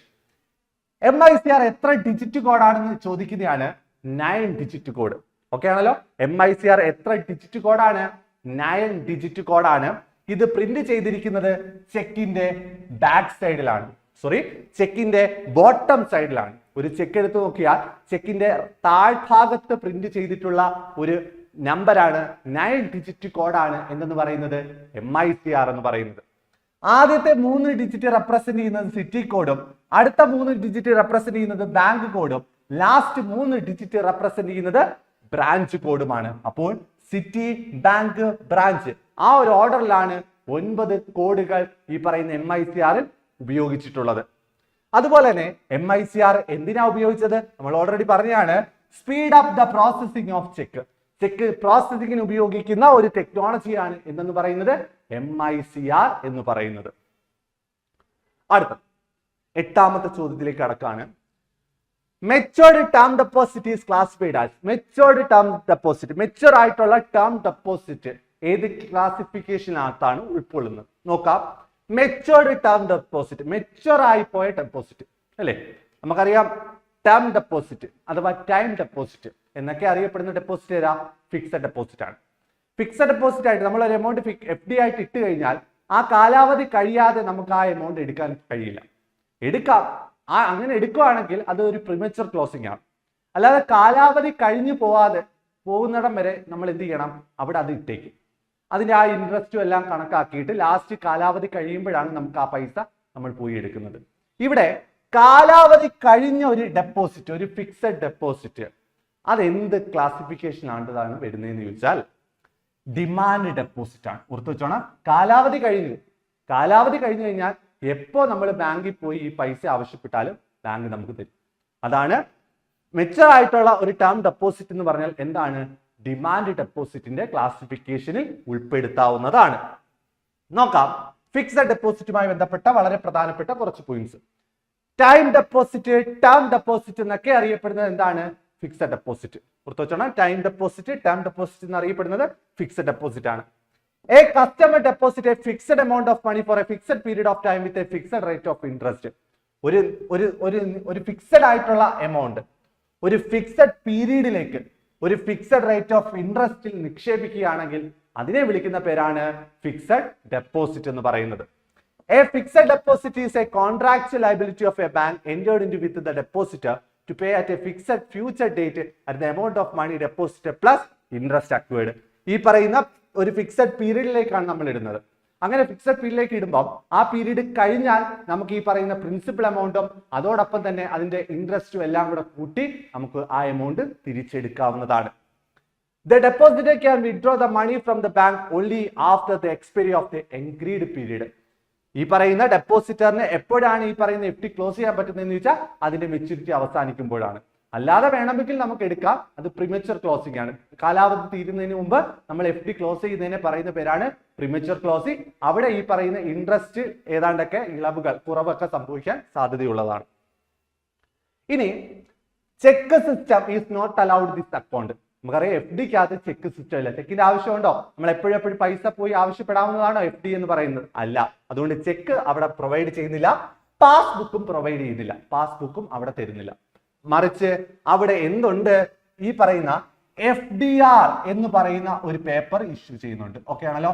FDR fixed deposit ഇട്ട് കഴിയുമ്പോൾ ഒരു FDR ബാങ്ക് നമുക്ക് തരും, ഫിക്സഡ് ഡെപ്പോസിറ്റ് റെസിപ്റ്റ്. അതാണ് നമ്മൾ ബാങ്കിൽ FD ഇട്ടു എന്നുള്ളതിന്റെ തെളിവ് എന്ന് പറയുന്നത്.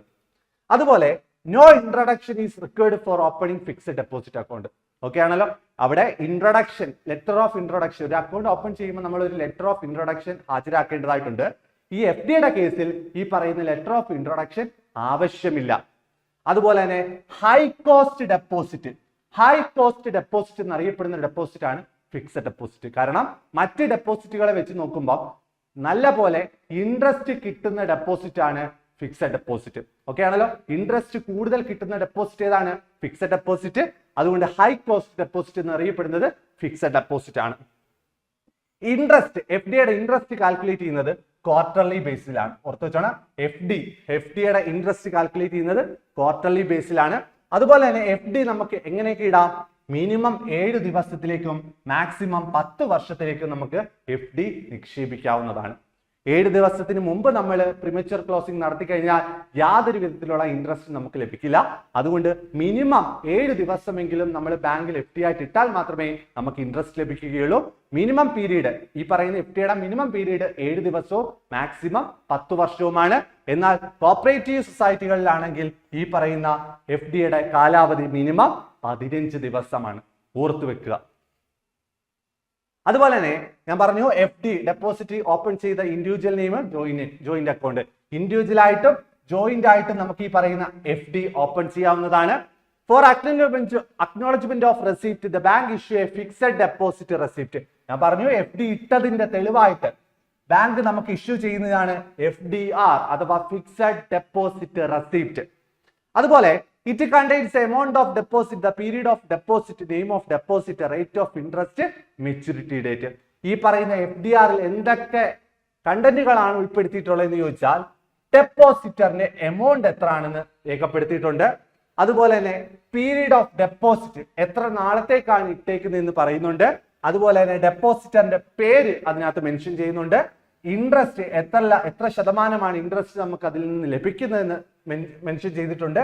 അതുപോലെ തന്നെ ആ ഒരു FDയുടെ മെച്യൂരിറ്റി ഡേറ്റ് എന്നാണ് ആവുന്നതെന്നും അതിനകത്ത് രേഖപ്പെടുത്തിയിട്ടുണ്ട്. അപ്പോൾ ഇനി ചോദിക്കാൻ സാധ്യതയുള്ളതാണ്, താഴെ പറയുന്നതിൽ FDRൽ ഉൾപ്പെടുന്ന കണ്ടന്റ് അല്ലെങ്കിൽ അതിനകത്ത് ഉൾപ്പെടുന്ന വിവരങ്ങൾ ഏതൊക്കെയാണ് എന്നൊക്കെ ചോദിച്ചാൽ ഇതൊക്കെ ഓർത്തു വെക്കുക.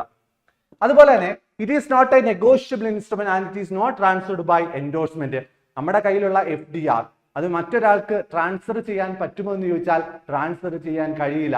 നെഗോഷ്യബിൾ ഇൻസ്ട്രുമെന്റിനകത്ത് ഉൾപ്പെടുന്ന ഒരു ഐറ്റം അല്ല ഈ പറയുന്ന FDR എന്ന് പറയുന്നത്.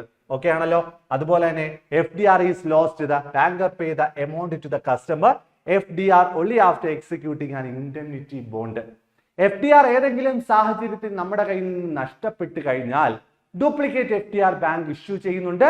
അങ്ങനെ ഇഷ്യൂ ചെയ്യുവാണെങ്കിൽ നമ്മൾ എന്ത് സൈൻ ചെയ്ത് കൊടുക്കണം? ഒരു ഇൻഡെംനിറ്റി ബോണ്ട് അവിടെ സൈൻ ചെയ്ത് കൊടുക്കണം. എന്ന് വെച്ചാൽ ഈ പറയുന്ന ഡ്യൂപ്ലിക്കേറ്റ് FDR നമുക്ക് ഇഷ്യൂ ചെയ്യുന്നതിലൂടെ ഏതെങ്കിലും തരത്തിലുള്ള നഷ്ടം സംഭവിച്ചു കഴിഞ്ഞാൽ ആ നഷ്ടം നമ്മൾ എടുത്തുകൊള്ളണം എന്ന് പറഞ്ഞ് ബാങ്ക് ഒരു പേപ്പറിൽ സൈൻ ചെയ്ത് വാങ്ങും. അതാണ് ഇൻഡെംനിറ്റി ബോണ്ട് എന്ന് പറയുന്നത്. ഓക്കെ, അടുത്തത് 9ാമത്തെ ചോദ്യത്തിലേക്ക് കടക്കാണ്. What is the minimum amount of deposit required for opening basic saving bank deposit account? BSBDA open ചെയ്യണമെങ്കിൽ മിനിമം എമൗണ്ട് എത്ര രൂപയാണ്? നമുക്കറിയാം BSBDയുടെ പൂർണ്ണ രൂപം കൂടെ ഓർത്ത് വെച്ചോണം. Basic saving bank deposit account. BSBD open ചെയ്യണമെങ്കിൽ മിനിമം എത്ര രൂപ വേണം? മിനിമം ഒന്നുമില്ല. നോ മിനിമം ഡെപ്പോസിറ്റ് റിക്വയർഡ് എന്ന് വെച്ചാൽ 0 ബാലൻസിൽ ഓപ്പൺ ചെയ്യാൻ പറ്റുന്ന അക്കൗണ്ട് ആണ് BSBD അക്കൗണ്ട്. ഓക്കെ, ഈ പറയുന്ന ഫിനാൻഷ്യൽ ഇൻക്ലൂഷന്റെ ഭാഗമായിട്ട് RBI 2005 ഓർത്ത് വെച്ചോണം. 2005 RBI ഇൻട്രൊഡ്യൂസ് ചെയ്ത ഒരു അക്കൗണ്ട് ആണ് നോ ഫ്രിൽസ് അക്കൗണ്ട്. ഈ നോ ഫ്രിൽസ് അക്കൗണ്ട് പിന്നീട് 2012 ആയപ്പം എന്തായി? BSBDA എന്ന് പേരൊന്ന് മാറ്റി. എന്ന് വെച്ചാൽ 0 ബാലൻസിൽ അക്കൗണ്ട് ഓപ്പൺ ചെയ്യുന്നതിനെ വിളിക്കുന്ന പേരാണ് BSBDA അക്കൗണ്ട്. നോക്കാം. BSBDA basic saving bank deposit account. It is an introduced as a part of financial inclusion. ഓർത്ത് വെച്ചോണം, BSBD അക്കൗണ്ട് ഇൻട്രൊഡ്യൂസ് ചെയ്തത് ഫിനാൻഷ്യൽ ഇൻക്ലൂഷന്റെ ഭാഗമായിട്ടാണ്. These account were called no frills account. ഈ അക്കൗണ്ടിനെ വിളിക്കുന്ന പേരെന്തുവാ? നോ ഫ്രിൽസ് അക്കൗണ്ട് എന്നാണ്. RBI ലോഞ്ച് ചെയ്ത സമയത്ത് 2005 നോ ഫ്രിൽസ് അക്കൗണ്ട് നിലവിൽ വന്നതെന്ന് ഓർത്തു വെക്കുക. അതുപോലെ തന്നെ ഇത് 2012 ഓഗസ്റ്റില് ഇതിന്റെ പേരൊന്ന് മാറ്റി BSBDA basic saving bank deposit account. അതുപോലെ തന്നെ the account shall not have any minimum balance. അല്ലെ, ഇതിന്റെ പ്രത്യേകത തന്നെ ഇതാണ്. മിനിമം ബാലൻസ് ഇല്ലാതെ തന്നെ നമുക്ക് ഓപ്പൺ ചെയ്യാൻ പറ്റുന്ന അക്കൗണ്ടാണ് BSBDA അക്കൗണ്ട് എന്ന് പറയുന്നത്. No cheque book facility is available to these account holder. BSBD account ഹോൾഡറിന് ചെക്ക് ബുക്ക് ഫെസിലിറ്റി കൊടുക്കുന്നില്ല എന്നും പറയപ്പെടുന്നു. അടുത്തത് BSBD account offer passbook facility. BSBDA passbook facility കൊടുക്കുന്നുണ്ട്, ATM കാർഡ് ഫെസിലിറ്റി കൊടുക്കുന്നുണ്ട്, പക്ഷേ ചെക്ക് ബുക്ക് ഫെസിലിറ്റി അവിടെ കൊടുക്കുന്നില്ല. അതുപോലെ തന്നെ മാക്സിമം വിഡ്രോവൽ ഒരു മാസം BSBD അക്കൗണ്ട് ഹോൾഡറിന് വിഡ്രോവൽ ചെയ്യാൻ പറ്റുന്നത് 4 വിഡ്രോവൽ ആണ്. ഓർത്തു വെച്ചോണം, മിനിമം 4 വിഡ്രോവൽ ആണ് അവിടെ പറ്റുന്നത്. മാക്സിമം 4 വിഡ്രോവൽ ആണ് പറ്റുന്നത്. അവിടെ ഒരു മാസത്തേക്കാണ്, ഇൻക്ലൂഡിങ് ATM വഴി അല്ലാതെ ഒക്കെ ആയിട്ട് മാക്സിമം നമുക്ക് അവിടെ വിഡ്രോ ചെയ്യാൻ പറ്റുന്നത് 4 തവണ മാത്രമാണ്. BSBD account holder are not eligible for opening SBI account in that bank. ഒരു വ്യക്തിക്ക് ഒരു BSBD അക്കൗണ്ട് ഒരു ബാങ്കിൽ ഉണ്ടെങ്കിൽ ആ വ്യക്തിക്ക് അതേ ബാങ്കിൽ തന്നെ ഒരു SBI അക്കൗണ്ട് ഓപ്പൺ ചെയ്യുവാൻ കഴിയില്ല. അതുപോലെ തന്നെ if a customer has any other existing saving bank account in that bank, he or she will be required to close it within 30 days from the date of opening a BSBD account.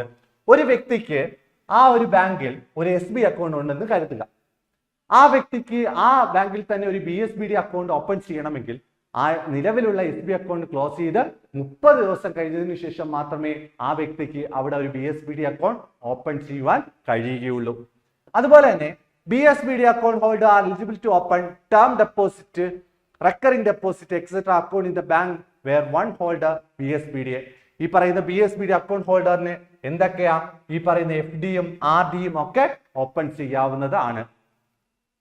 Okay, അതുപോലെ തന്നെ BSBDA small account എന്ന് പറയുന്ന ഒരു account കൂടെ ഉണ്ട്. BSBDA small account അതെന്താണ്?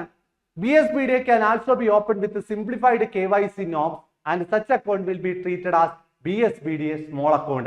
നമുക്കറിയാം BSBDA ഏതൊരു അക്കൗണ്ട് ഓപ്പൺ ചെയ്യണമെങ്കിലും നമ്മൾ നമ്മുടെ KYC അപ്ഡേറ്റ് ചെയ്യണം. KYC നമ്മൾ ഹാജരാക്കണം.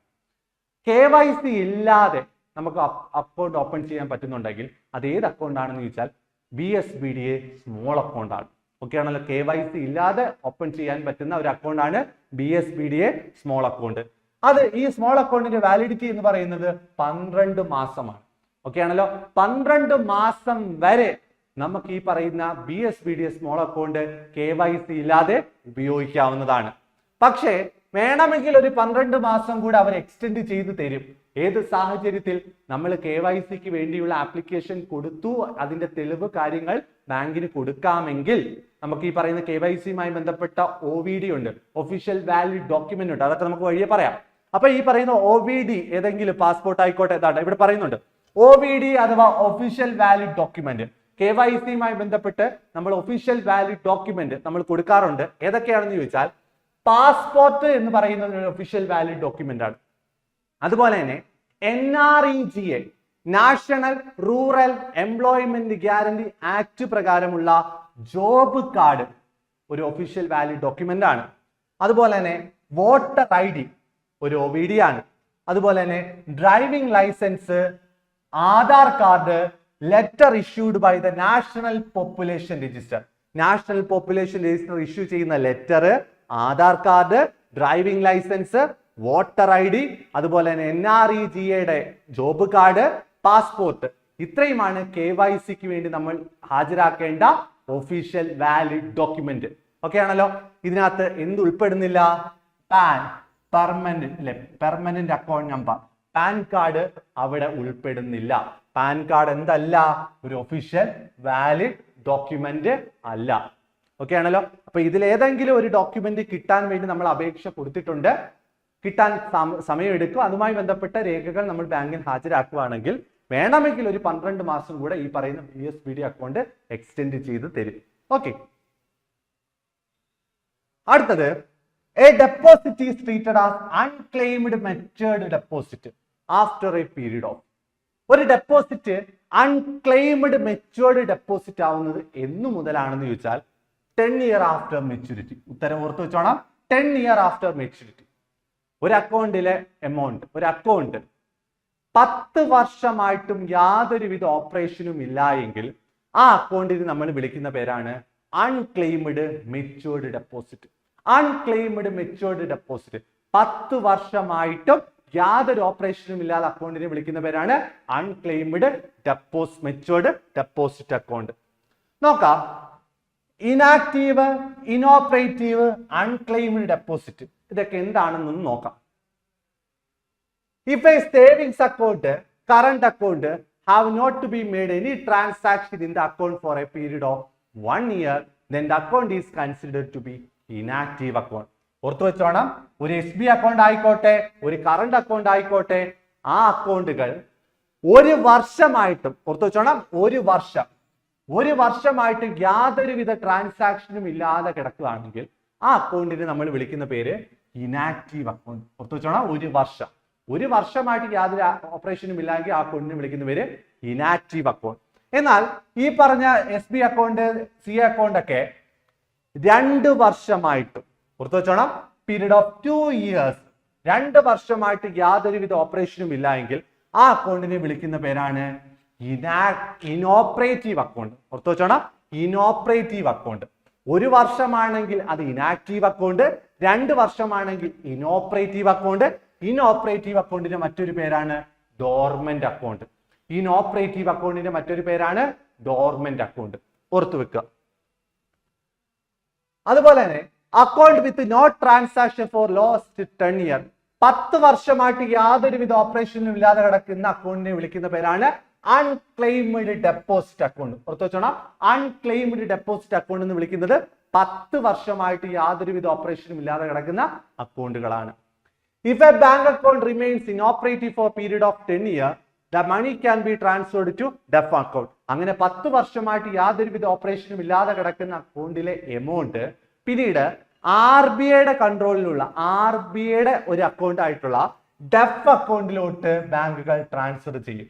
ഓർത്തു വെച്ചോണം, 10 വർഷമായിട്ട് അൺക്ലെയിംഡ് ഡെപ്പോസിറ്റ് ആയിട്ട് കിടക്കുന്ന എമൗണ്ടുകൾ പിന്നീട് ഈ എമൗണ്ട് എങ്ങോട്ട് മാറ്റുമെന്ന് ചോദിച്ചാൽ RBIയുടെ DEF അക്കൗണ്ടിലോട്ട് മാറ്റും. DEF അക്കൗണ്ട് വന്ന വർഷം 2014 DEF അക്കൗണ്ടിന്റെ പൂർണ്ണരൂപം depositor education awareness fund. Depositor education awareness fund RBI introduce ചെയ്ത ഒരു അക്കൗണ്ടാണ് ഡെഫ് അക്കൗണ്ട് 2014 വന്നതെന്ന് ഓർക്കുക. അതുപോലെ തന്നെ ഡെഫ് അക്കൗണ്ടിന് ഇപ്പോൾ കൊടുക്കുന്ന ഇൻട്രസ്റ്റ് റേറ്റ് എത്രയാണെന്ന് ചോദിച്ചാൽ 3%. ഓക്കെ ആണല്ലോ. ഡെഫ് അക്കൗണ്ടിന് പ്രൊവൈഡ് ചെയ്യുന്ന ഇൻട്രസ്റ്റ് റേറ്റ് എത്രയാണ്? 3% ആണ്. ഡെഫ് അക്കൗണ്ട് വന്ന വർഷം ഓർത്ത് വെച്ചോണം 2014. ഡെഫിന്റെ പൂർണ്ണരൂപം ഡെപ്പോസിറ്റ് എഡ്യൂക്കേഷൻ അവയർനെസ് ഫണ്ട്. അടുത്തത്, the first ATM in India was set up in dash by HSBC in Mumbai. ATM automated teller machine. ATM ആദ്യമായിട്ട് ഇന്ത്യയിൽ കൊണ്ടുവന്ന ബാങ്ക് HSBC ആണ്. ഓക്കെ ആണ്, HSBC ആണ്. HSBC ബാങ്ക് ആണ്. മുംബൈയിലെ HSBC ആണ് ഈ പറയുന്ന ATM ആദ്യമായിട്ട് ഇന്ത്യയിൽ കൊണ്ടുവന്നത്. ഏത് വർഷമാണെന്ന് ചോദിച്ചാൽ 1987. ATM ആദ്യമായിട്ട് ഇന്ത്യയിൽ ഇൻട്രൊഡ്യൂസ് ചെയ്തത് HSBC 1987. നോക്കാം, ATMന്റെ പൂർണ്ണരൂപം ഓട്ടോമേറ്റഡ് ടെല്ലർ മെഷീൻ എന്നാണ്.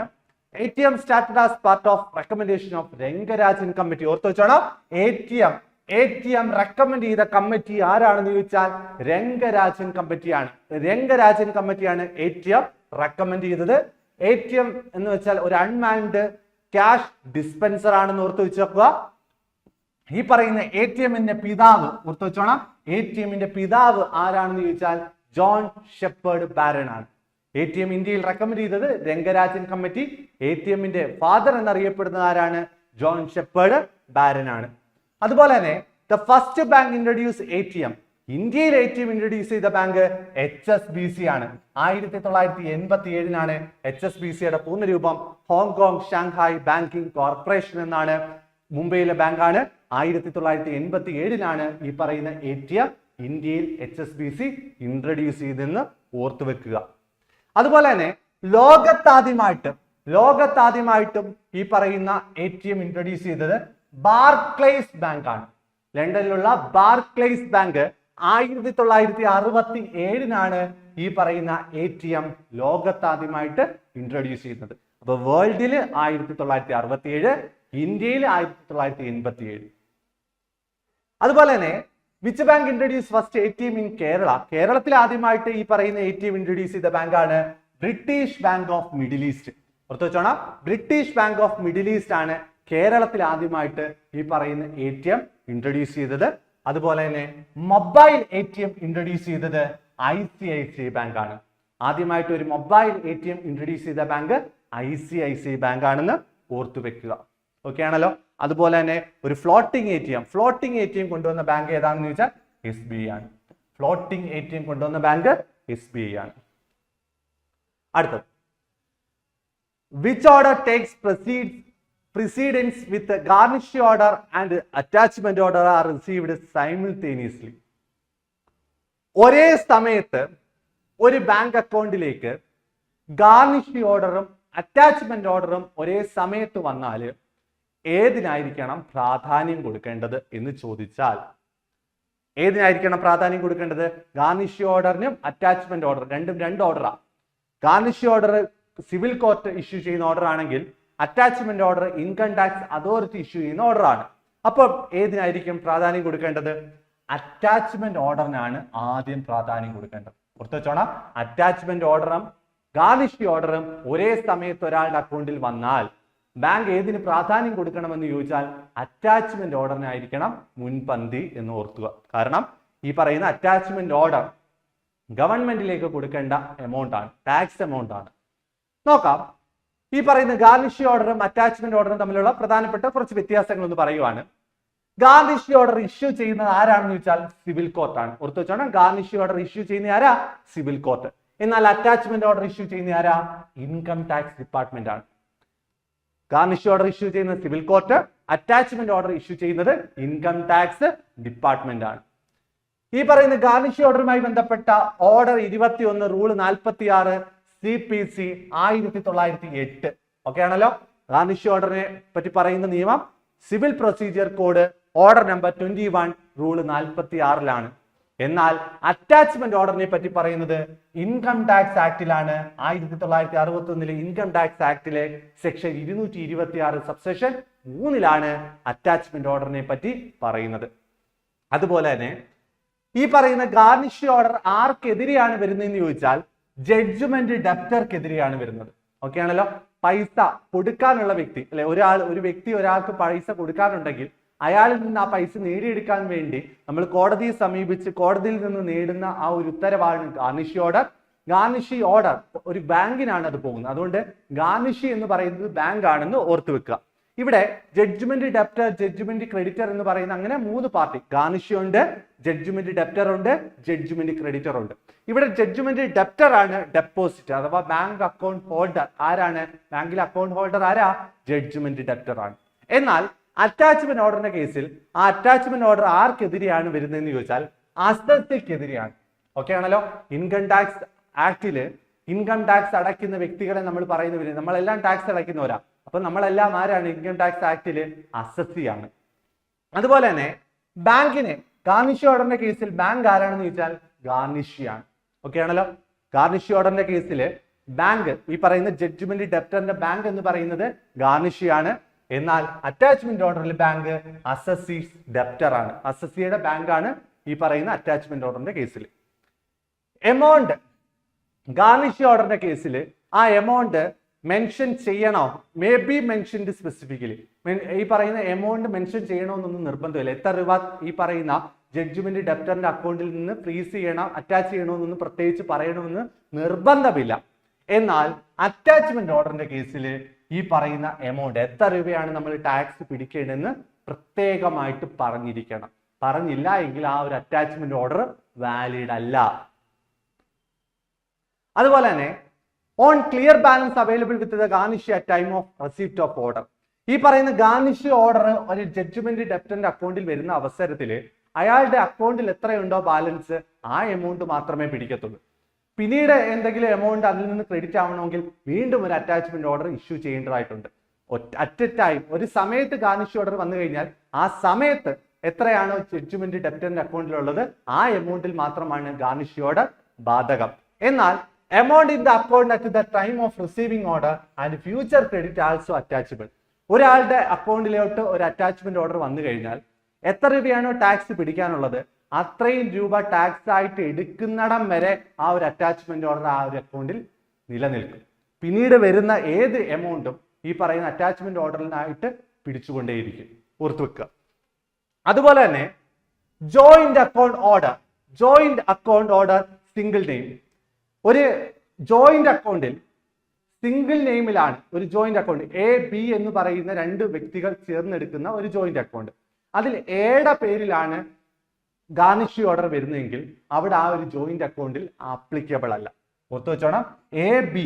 എ ബി എന്ന് പറയുന്ന 2 വ്യക്തികൾ ചേർന്ന ഒരു ജോയിന്റ് അക്കൗണ്ട് ആണ് എടുത്തിട്ടുള്ളത്. എയുടെ പേരിൽ മാത്രമാണ് ആ ബാങ്കിൽ ഒരു ഗാർണിഷ് ഓർഡർ വരുന്നതെങ്കിൽ ആ ജോയിന്റ് അക്കൗണ്ടിൽ ഗാർണിഷ് ഓർഡർ ബാധകമല്ല.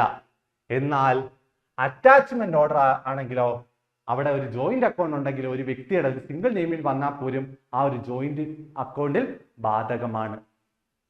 അതുപോലെ തന്നെ ഡിസീസ്ഡ് പാർട്ടി അക്കൗണ്ട്.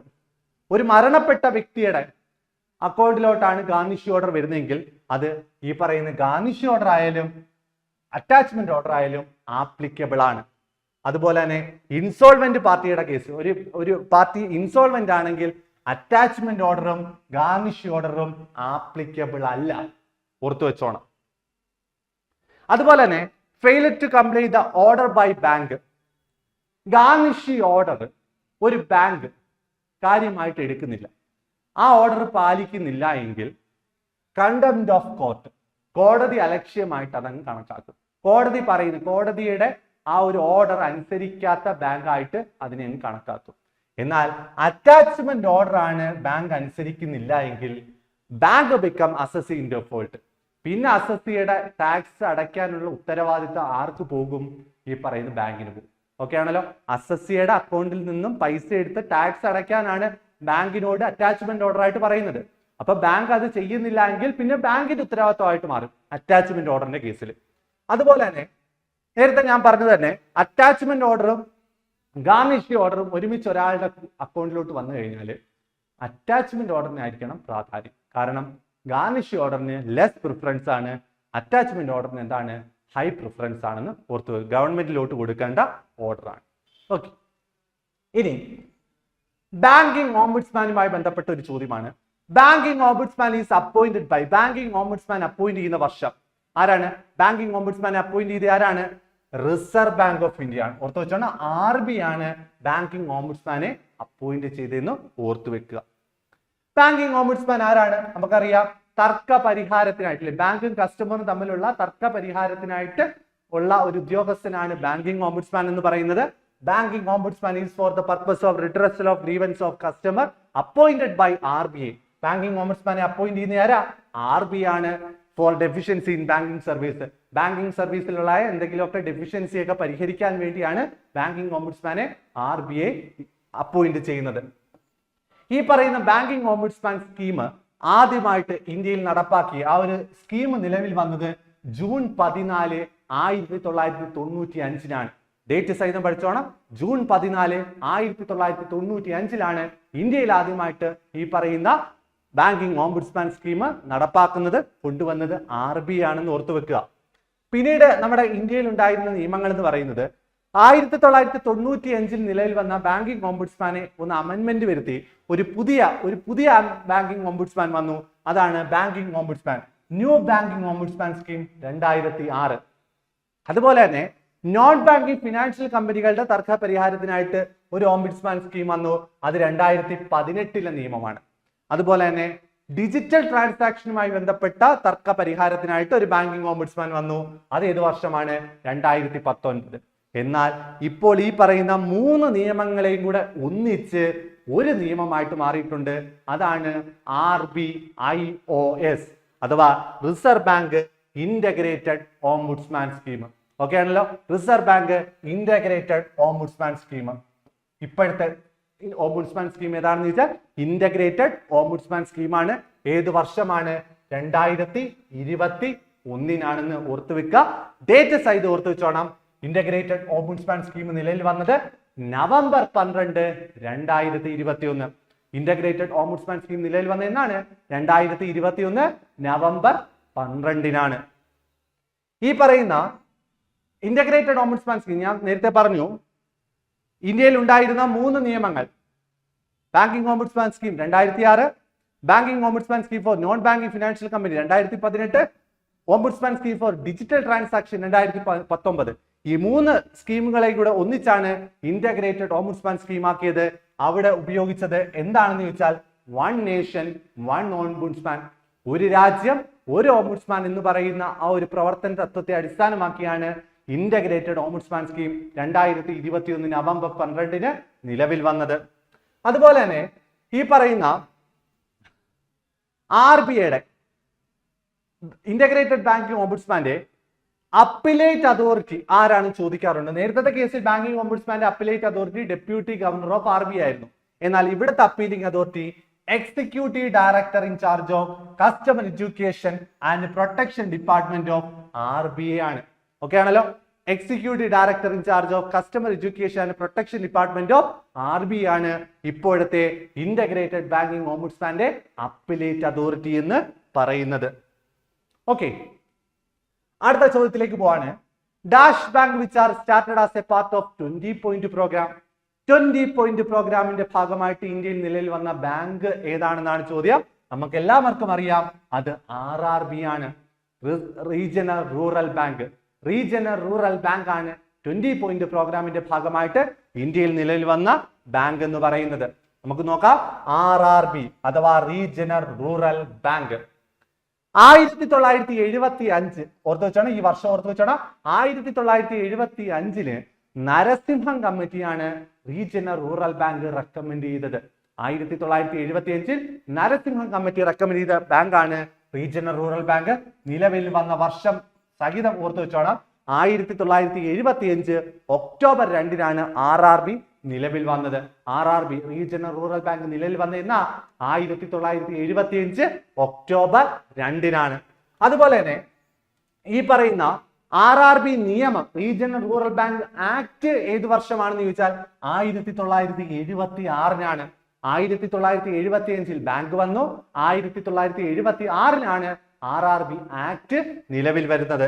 അതുപോലെ തന്നെ RRB നിലവിൽ വരുന്ന സമയത്ത് ഇന്ത്യയിൽ എത്ര RRB ഉണ്ടായിരുന്നു എന്ന് ചോദിച്ചാൽ 5 RRB ആയിരുന്നു ഉണ്ടായിരുന്നത്.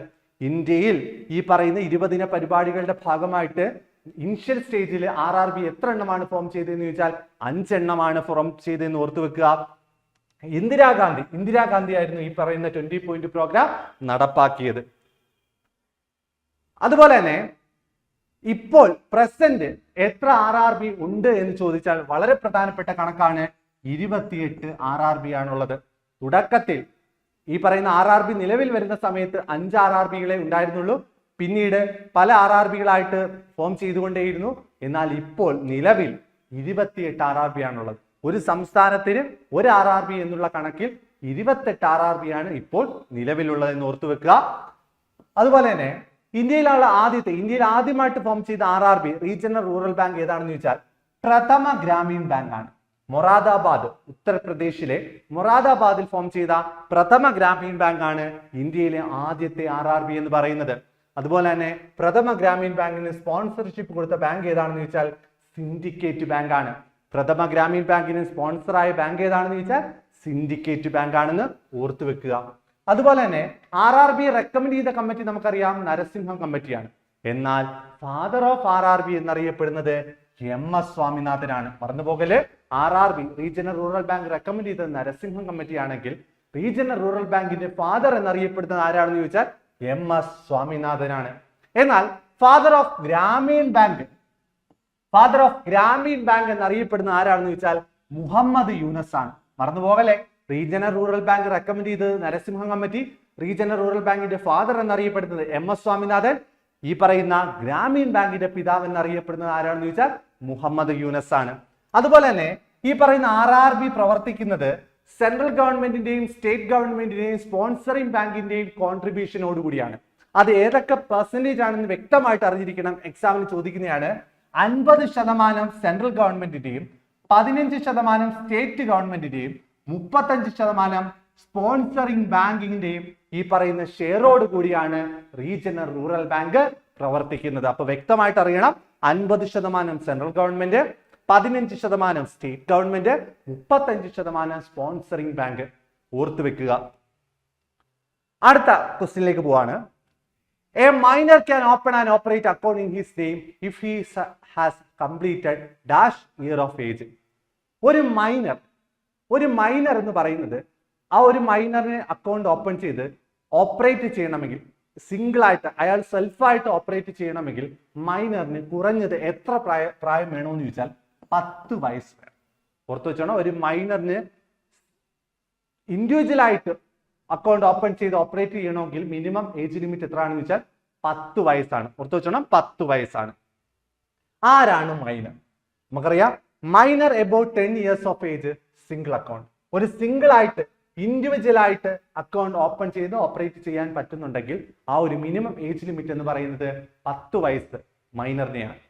അതുപോലെ തന്നെ ഈ മൈനർ 10 വയസ്സിലുള്ള ഈ ഒരു മൈനർ എങ്ങനെയുള്ള വ്യക്തി ആയിരിക്കണം? ലിറ്ററേറ്റ് ആയിരിക്കണം. ഓക്കെ. അതുപോലെ തന്നെ no overdraft is allowed in such account. അതുപോലെ തന്നെ മൈനറിന് എന്തില്ല? കറണ്ട് അക്കൗണ്ട് ഓപ്പൺ ചെയ്യാൻ കഴിയില്ല. അതുകൊണ്ട് തന്നെ അവിടേക്ക് എന്ത് ഫെസിലിറ്റി കൊടുക്കുന്നില്ല? ഓവർ ഡ്രാഫ്റ്റ് ഫെസിലിറ്റി കൊടുക്കുന്നില്ല. അതുപോലെ തന്നെ വളരെ പ്രധാനപ്പെട്ടയാണ്, 2 മൈനർ ചേർന്ന് ഒരു ജോയിന്റ് അക്കൗണ്ട് ഓപ്പൺ ചെയ്യാൻ കഴിയുമോ എന്ന് ചോദിച്ചാൽ ജോയിന്റ് അക്കൗണ്ട് ഓപ്പൺ ചെയ്യുവാൻ കഴിയില്ല. 2 മൈനർ ചേർന്ന്, 2ഓ അതിലധികമോ മൈനേഴ്സ് ചേർന്ന് ഒരു ജോയിന്റ് അക്കൗണ്ട് ഓപ്പൺ ചെയ്യുവാൻ കഴിയുമോ എന്ന് ചോദിച്ചാൽ കഴിയില്ല. അതുപോലെ തന്നെ minor cannot make nomination but can become A nominee in any account. ഒരു മൈനറിന് ഒരു നോമിനിയെ വെക്കാൻ പറ്റുമോ എന്ന് ചോദിച്ചാൽ വെക്കാൻ പറ്റില്ല. ഒരു മൈനറിന് ഒരു ഏജന്റിനെ വെക്കാൻ പറ്റുമോ എന്ന് ചോദിച്ചാൽ വെക്കാൻ പറ്റത്തില്ല. പക്ഷേ മൈനറിന് ഒരു അക്കൗണ്ടിന്റെ നോമിനി ആവാം, ഏജന്റ് ആവാം. പഠിച്ചു വെച്ചോണം, ഒരു മൈനറിന്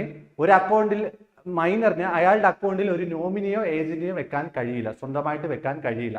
എന്നാൽ ഈ പറയുന്ന മൈനറിന് മറ്റേതെങ്കിലും അക്കൗണ്ടിന്റെ നോമിനി ആവാം, ഏജന്റ് ആവാം. അതുപോലെ തന്നെ minor cannot appoint agent but he can become agent. നമ്മൾ പറഞ്ഞാണ്, but for any action taken by minor as an agent the principal will be liable for it. എന്തോ ആയിക്കോട്ടെ, നോമിനി ആയ ഏജന്റ് ആവുന്ന കേസിൽ ഒരു അക്കൗണ്ടിന്റെ ഏജന്റ് ആയി പ്രവർത്തിക്കാം. പക്ഷേ ആ ഏജന്റ് വരുത്തുന്ന ബാധ്യതകൾക്ക് മൈനർ ഉത്തരവാദി ആയിരിക്കത്തില്ല. ഓക്കെ, ആ മൈനറിന് ഏജന്റ് ആവാം, പക്ഷെ ആ ഏജന്റ് കാണിച്ചു വെക്കുന്ന എന്തെങ്കിലും നഷ്ടങ്ങൾക്ക് ഈ പറയുന്ന മൈനർ ഉത്തരവാദിയായിരിക്കത്തില്ല. ബാക്കി ആൾക്കാരൊക്കെയാണ് അതിൽ ലയബിളായിട്ട് മാറുന്നത്. അടുത്ത ചോദ്യമാണ് drawer of bill of exchange. ഒരു ബിൽ ഓഫ് എക്സ്ചേഞ്ചിന്റെ ഡ്രോയർ ആരാണെന്നാണ് ചോദ്യം. ആരാണ്? നമുക്കറിയാം ബിൽ ഓഫ് എക്സ്ചേഞ്ചിന് 3 പാർട്ടീസ് ആണുള്ളത്. പഠിച്ചു വെക്കണം, ബിൽ ഓഫ് എക്സ്ചേഞ്ചിന് 3 പാർട്ടീസ് ആണുള്ളത്. ആരൊക്കെയാണ്? ഡ്രോയർ, ഡ്രോയി, പേ. ഡ്രോയർ, ഡ്രോയി, പേ. ഇവിടെ ബിൽ ഓഫ് എക്സ്ചേഞ്ചിന്റെ ഡ്രോയർ ആരാണെന്ന് ചോദിച്ചാൽ ക്രെഡിറ്റർ ആണ്. ഓർത്തു വെച്ചോണം, ബിൽ ഓഫ് എക്സ്ചേഞ്ചിന്റെ ഡ്രോയർ ആരാണെന്ന് ചോദിച്ചാൽ ക്രെഡിറ്റർ ആണ്. ഓക്കെ, പൈസ കിട്ടാനുള്ള വ്യക്തിയാണ് ബിൽ ഓഫ് എക്സ്ചേഞ്ച് തയ്യാറാക്കുന്നത്, എന്നിട്ട് ഡെപ്റ്ററിന് കൊടുത്ത് അത് സൈൻ ചെയ്ത് വാങ്ങുകയാണ് ചെയ്യുന്നത് ബിൽ ഓഫ് എക്സ്ചേഞ്ച്. നമുക്ക് നോക്കാം bill of exchange. Bill of exchange എന്ന് പറയുന്ന ഒരു നെഗോഷ്യബിൾ ഇൻസ്ട്രുമെന്റ് ആണ്. നെഗോഷ്യബിൾ ഇൻസ്ട്രുമെന്റ് പലതരം ഉണ്ട്. എന്നാൽ നെഗോഷ്യബിൾ ഇൻസ്ട്രുമെന്റ് ആക്ടിൽ 3 നെഗോഷ്യബിൾ ഇൻസ്ട്രുമെന്റിനെ പറ്റിയേ പറയുന്നുള്ളൂ. ഏതൊക്കെയാണ്? Promissory note, bill of exchange, check. നമുക്ക് നോക്കാം. നെഗോഷ്യബിൾ ഇൻസ്ട്രുമെന്റ് ആക്ട് ഏത് വർഷമാണെന്ന് ചോദിച്ചാൽ 1881. നെഗോഷ്യബിൾ ഇൻസ്ട്രുമെന്റ് ആക്ട് ഏത് വർഷമാണ്? 1881. അത് നിലവിൽ വന്ന ഡേറ്റും എക്സാമിന് ചോദിക്കാറുണ്ട്. 1882 മാർച്ച് 1. 1882 മാർച്ച് 1 ഈ പറയുന്ന നെഗോഷ്യബിൾ ഇൻസ്ട്രുമെന്റ് ആക്ട് നിലവിൽ വന്നത്. നെഗോഷ്യബിൾ ഇൻസ്ട്രുമെന്റ് ആക്ടിലെ സെക്ഷൻ 4 ബിൽ ഓഫ് എക്സ്ചേഞ്ചിനെ പറ്റി പറയുന്നത്. പഠിച്ചു വെച്ചോണം, ബിൽ ഓഫ് എക്സ്ചേഞ്ചിനെ പറ്റി പറയുന്ന സെക്ഷൻ NA ആക്ടിലെ section 5 it is an unconditional order. ഓർത്തു വെച്ചോണം, ബിൽ ഓഫ് എക്സ്ചേഞ്ച് എന്ന് പറയുന്നത് അൺകണ്ടീഷണൽ ഓർഡർ ആണ്. അതുപോലെ തന്നെ ബിൽ ഓഫ് എക്സ്ചേഞ്ച് തയ്യാറാക്കുന്നത് ആരാണെന്ന് ചോദിച്ചാൽ ക്രെഡിറ്റർ ആണ്. ഓക്കെ ആണല്ലോ, ബിൽ ഓഫ് എക്സ്ചേഞ്ച് തയ്യാറാക്കുന്നത് ക്രെഡിറ്റർ ആണ്. ഏത് സാഹചര്യത്തിലാണ്? ഒരു ജെനുവിൻ ട്രേഡ് ട്രാൻസാക്ഷൻ നടക്കുന്ന സാഹചര്യങ്ങളിലാണ് സാധാരണയായിട്ട് ഒരു ബിൽ ഓഫ് എക്സ്ചേഞ്ച് തയ്യാറാക്കുന്നത്. A bill before acceptance. Creditor തയ്യാറാക്കി ഡെപ്റ്ററിന് കൊടുത്ത് അത് സൈൻ ചെയ്താൽ മാത്രമേ അത് ബില്ലാവത്തുള്ളൂ. അതിനു മുമ്പ് ഡെപ്റ്റർ അത് സൈൻ ചെയ്യുന്നതിന് മുമ്പ് ബില്ലിനെ വിളിക്കുന്ന പേര് ഡ്രാഫ്റ്റ് എന്നാണ്. പരീക്ഷയ്ക്ക് ചോദിച്ചാണ്. A bill before acceptance is called draft. ഒരു ക്രെഡിറ്റർ ബിൽ ഓഫ് എക്സ്ചേഞ്ച് എഴുതി ഡെപ്റ്റർക്ക് കൊടുക്കുന്നു. ഡെപ്റ്റർ അത് സൈൻ ചെയ്യുക എന്ന് പറഞ്ഞാൽ അക്സെപ്റ്റ് ചെയ്യുക എന്നാണ്. അക്സെപ്റ്റ് ചെയ്ത് അത് വാങ്ങിയാൽ മാത്രമേ അത് ബില്ലാവുകയുള്ളൂ. അതിനു മുമ്പ് അത് ഡ്രാഫ്റ്റ് ആണ്. അതുപോലെ തന്നെ ബിൽ ഓഫ് എക്സ്ചേഞ്ചിന് 3 പാർട്ടീസ് ആണുള്ളത് എന്ന് പറഞ്ഞു. ഡ്രോയർ ഉണ്ട്, ഡ്രോയി ഉണ്ട്, പേയി ഉണ്ട്. ഡ്രോയർ ആരാണെന്ന് ചോദിച്ചാൽ ക്രെഡിറ്റർ ആണ്. ഡ്രോയി ആരാണെന്ന് ചോദിച്ചാൽ ഡെപ്റ്റർ ആണ്. പേയി ആരാണെന്ന് വെച്ചാൽ ക്രെഡിറ്റർ അല്ലെങ്കിൽ മറ്റേതെങ്കിലും വ്യക്തികൾക്കും ഈ പറയുന്ന പേയി ആവാം. ബിൽ ഓഫ് എക്സ്ചേഞ്ചിനുള്ള എമൗണ്ട് കൈപ്പറ്റുന്ന വ്യക്തിയാണ് പേയി എന്ന് പറയുന്നത്.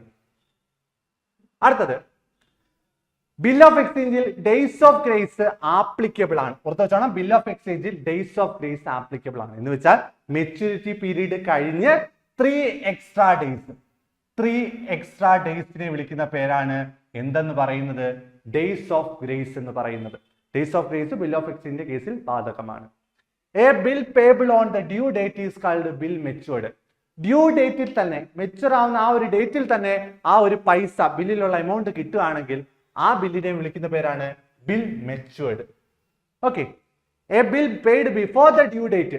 അതിനകത്ത് പറഞ്ഞിട്ടുള്ള ഡേറ്റിനേക്കാൾ മുമ്പേ നമുക്ക് അതിനകത്ത് പൈസ കിട്ടുകയാണെങ്കിൽ ആ ബില്ലിനെ വിളിക്കുന്ന പേര് ബിൽ റിട്ടയർഡ് എന്നാണ്. ഓർത്തു വെച്ചോണം, ബില്ലിൽ പറയുന്ന മെച്യൂരിറ്റി പീരീഡിൽ തന്നെ നമുക്ക് എമൗണ്ട് കിട്ടുവാണെങ്കിൽ ബിൽ മെച്യൂർഡ്. എന്നാൽ ഡേറ്റിന് മുമ്പേ നമുക്ക് പൈസ കിട്ടുവാണെങ്കിൽ അതിനെ വിളിക്കുന്ന പേര് ബിൽ റിട്ടയർഡ് എന്നാണ്. When drawer give discount for paying the bill before maturity or prompt payment, it is called rebate. ഈ പറയുന്ന ബിൽ റിട്ടയർഡ് എന്ന് വെച്ചാൽ മെച്യൂരിറ്റി പീരീഡിന് മുമ്പ് നമുക്ക് പൈസ തരുന്ന അവസരത്തിൽ ആ പറയുന്ന ഡെപ്റ്റർക്ക് നമ്മൾ ഒരു ഡിസ്കൗണ്ട് അലോ ചെയ്യാറുണ്ട്. ആ ഡിസ്കൗണ്ടിനെ പറയുന്ന പേരാണ് റിബേറ്റ്. ഓർത്തു വെച്ചോണം, ഈ പറയുന്ന ബിൽ ഓഫ് എക്സ്ചേഞ്ചിന്റെ കേസിൽ ബില്ല് റിട്ടയർഡ് ആവുന്ന സാഹചര്യത്തിൽ ക്രെഡിറ്റർ ഡെപ്റ്റർക്ക് അനുവദിക്കുന്ന ഡിസ്കൗണ്ടിനെ വിളിക്കുന്ന പേരാണ് റിബേറ്റ് എന്ന് പറയുന്നത്. The process of encashing the bill by bank before maturity date is called bill discounting. Okay, നമ്മുടെ കയ്യിലുള്ള ഒരു ബില്ല് മെച്ചൂർ ആവുന്നതിന് മുന്നോടിയായിട്ട് നമുക്ക് അതിന്റെ പൈസ ആവശ്യമാണെങ്കിൽ നമ്മൾ ഈ പറയുന്ന ബില്ല് ബാങ്കിൽ കൊണ്ടു കൊടുത്ത് അവിടെ നിന്നും പൈസ വാങ്ങാറുണ്ട്. അങ്ങനെ ഒരു ബാങ്കിൽ നമ്മൾ ബില്ല് കൊണ്ടുവന്ന് കൊടുക്കുകയാണെങ്കിൽ ആ ഒരു രീതിയെ വിളിക്കുന്ന പേരാണ് ബിൽ ഡിസ്കൗണ്ടിങ്. ഓക്കെ ആണല്ലോ, ബിൽ ഡിസ്കൗണ്ട്. ബിൽ ഡിസ്കൗണ്ടിങ് നടത്തുമ്പോൾ നമുക്ക് അവിടെ ബാങ്ക് ഒരു ചാർജ് ഈടാക്കുന്നുണ്ട്. ആ ഒരു ചാർജിനെ വിളിക്കുന്നവരാണ് ഡിസ്കൗണ്ട് റേറ്റ്. പുറത്തു വെച്ചോണം. A bill become default in payment is called bill dishonoured. അതുപോലെ തന്നെ ബില്ലിലുള്ള എമൗണ്ട് മെച്യൂരിറ്റി പീരീഡ് ആയിട്ടും കിട്ടുന്നില്ല എങ്കിൽ അതിനെ വിളിക്കുന്ന പേരാണ് ബിൽ ഡിസോണേർഡ്. ഇതൊക്കെ ഒന്ന് ഓർത്തു വെക്കുക. ഇതൊക്കെ വളരെ പ്രധാനപ്പെട്ട പോയിന്റ്സുകളാണ്. അടുത്ത promissory note. Promissory note is valid only for period of dash starting from the date of execution. Promissory നോട്ടിന്റെ കാലാവധി എത്രയാണെന്നാണ് ചോദ്യം. പ്രോമിസറി നോട്ടിന്റെ കാലാവധി എത്രയാണെന്ന് വെച്ചാൽ 3 വർഷമാണ്. ഓർത്തുവെച്ചോണം. പ്രോമിസറി നോട്ടിന്റെ കാലാവധി 3 വർഷം. നമുക്കറിയാം പ്രോമിസറി നോട്ട് ഒരു നെഗോഷ്യബിൾ ഇൻസ്ട്രുമെന്റ് ആണ്. നെഗോഷ്യബിൾ ഇൻസ്ട്രുമെന്റ് ആക്ടിലെ സെക്ഷൻ 4 പ്രോമിസറി നോട്ടിനെ പറ്റി പറയുന്നത്. അപ്പൊ section 4 promissory note, section 5 bill of exchange. ഈ പറയുന്ന പ്രോമിസറി നോട്ടിന് 2 പാർട്ടീസ് ആണുള്ളത്. ഓക്കെ ആണല്ലോ. പ്രോമിസറി നോട്ടിന് 2 പാർട്ടീസ്. നമ്മൾ നേരത്തെ പറഞ്ഞ ബിൽ ഓഫ് എക്സ്ചേഞ്ചിന് എത്ര പാർട്ടീസ് ഉണ്ടായിരുന്നു? 3 പാർട്ടീസ്. ഇവിടെ പ്രോമിസറി നോട്ടിന്റെ 2 പാർട്ടീസ് ആരൊക്കെയാണെന്ന് ചോദിച്ചാൽ, ഒന്നാമത്തെ പാർട്ടി പ്രോമിസറും രണ്ടാമത്തെ പാർട്ടി പ്രോമിസിയുമാണ്. ഓർത്തു വെച്ചോണം. പ്രോമിസറി നോട്ടിൽ 2 പാർട്ടീസ് ആണുള്ളത്. പ്രോമിസറും ഉണ്ട്, പ്രോമിസിയും ഉണ്ട്. പ്രോമിസറി നോട്ടിന്റെ കേസിൽ പ്രോമിസറി നോട്ട് തയ്യാറാക്കുന്നത് ആരാണെന്ന് വെച്ചാൽ ഡെപ്റ്റർ തന്നെയാണ്. പൈസ തിരികെ കൊടുക്കാനുള്ള വ്യക്തി തന്നെ, കടക്കാരൻ തന്നെ എഴുതി തയ്യാറാക്കുന്ന ഒരു ഇൻസ്ട്രുമെന്റ് ആണ് പ്രോമിസറി നോട്ട് എന്ന് പറയുന്നത്. ഞാൻ ഇത്രാം തീയതി ആ പൈസ തന്നുകൊള്ളാം എന്ന് പറഞ്ഞ് സ്വയം സാക്ഷ്യപ്പെടുത്തുന്ന ഒരു ഇൻസ്ട്രുമെന്റ് ആണ് പ്രോമിസറി നോട്ട് എന്ന് പറയുന്നത്. പ്രോമിസറി നോട്ടിനെ പറ്റി പറയുന്ന സെക്ഷൻ 4 ആണ്. ഓർത്തു വെക്കുക. അതുപോലെ തന്നെ it is an instrument in writing and unconditional undertaking. നേരത്തെ നമ്മൾ പറഞ്ഞു ബിൽ ഓഫ് എക്സ്ചേഞ്ച് എന്ന് പറയുന്നത് അൺകണ്ടീഷണൽ ഓർഡർ ആണ്. ബിൽ ഓഫ് എക്സ്ചേഞ്ച് തയ്യാറാക്കുന്നത് ആരായിരുന്നു? ക്രെഡിറ്റർ ആയിരുന്നു. എന്നാൽ പ്രോമിസറി നോട്ടിന്റെ കേസിലോ പ്രോമിസറി നോട്ട് തയ്യാറാക്കുന്നത് ഡെപ്റ്റർ ആണ്.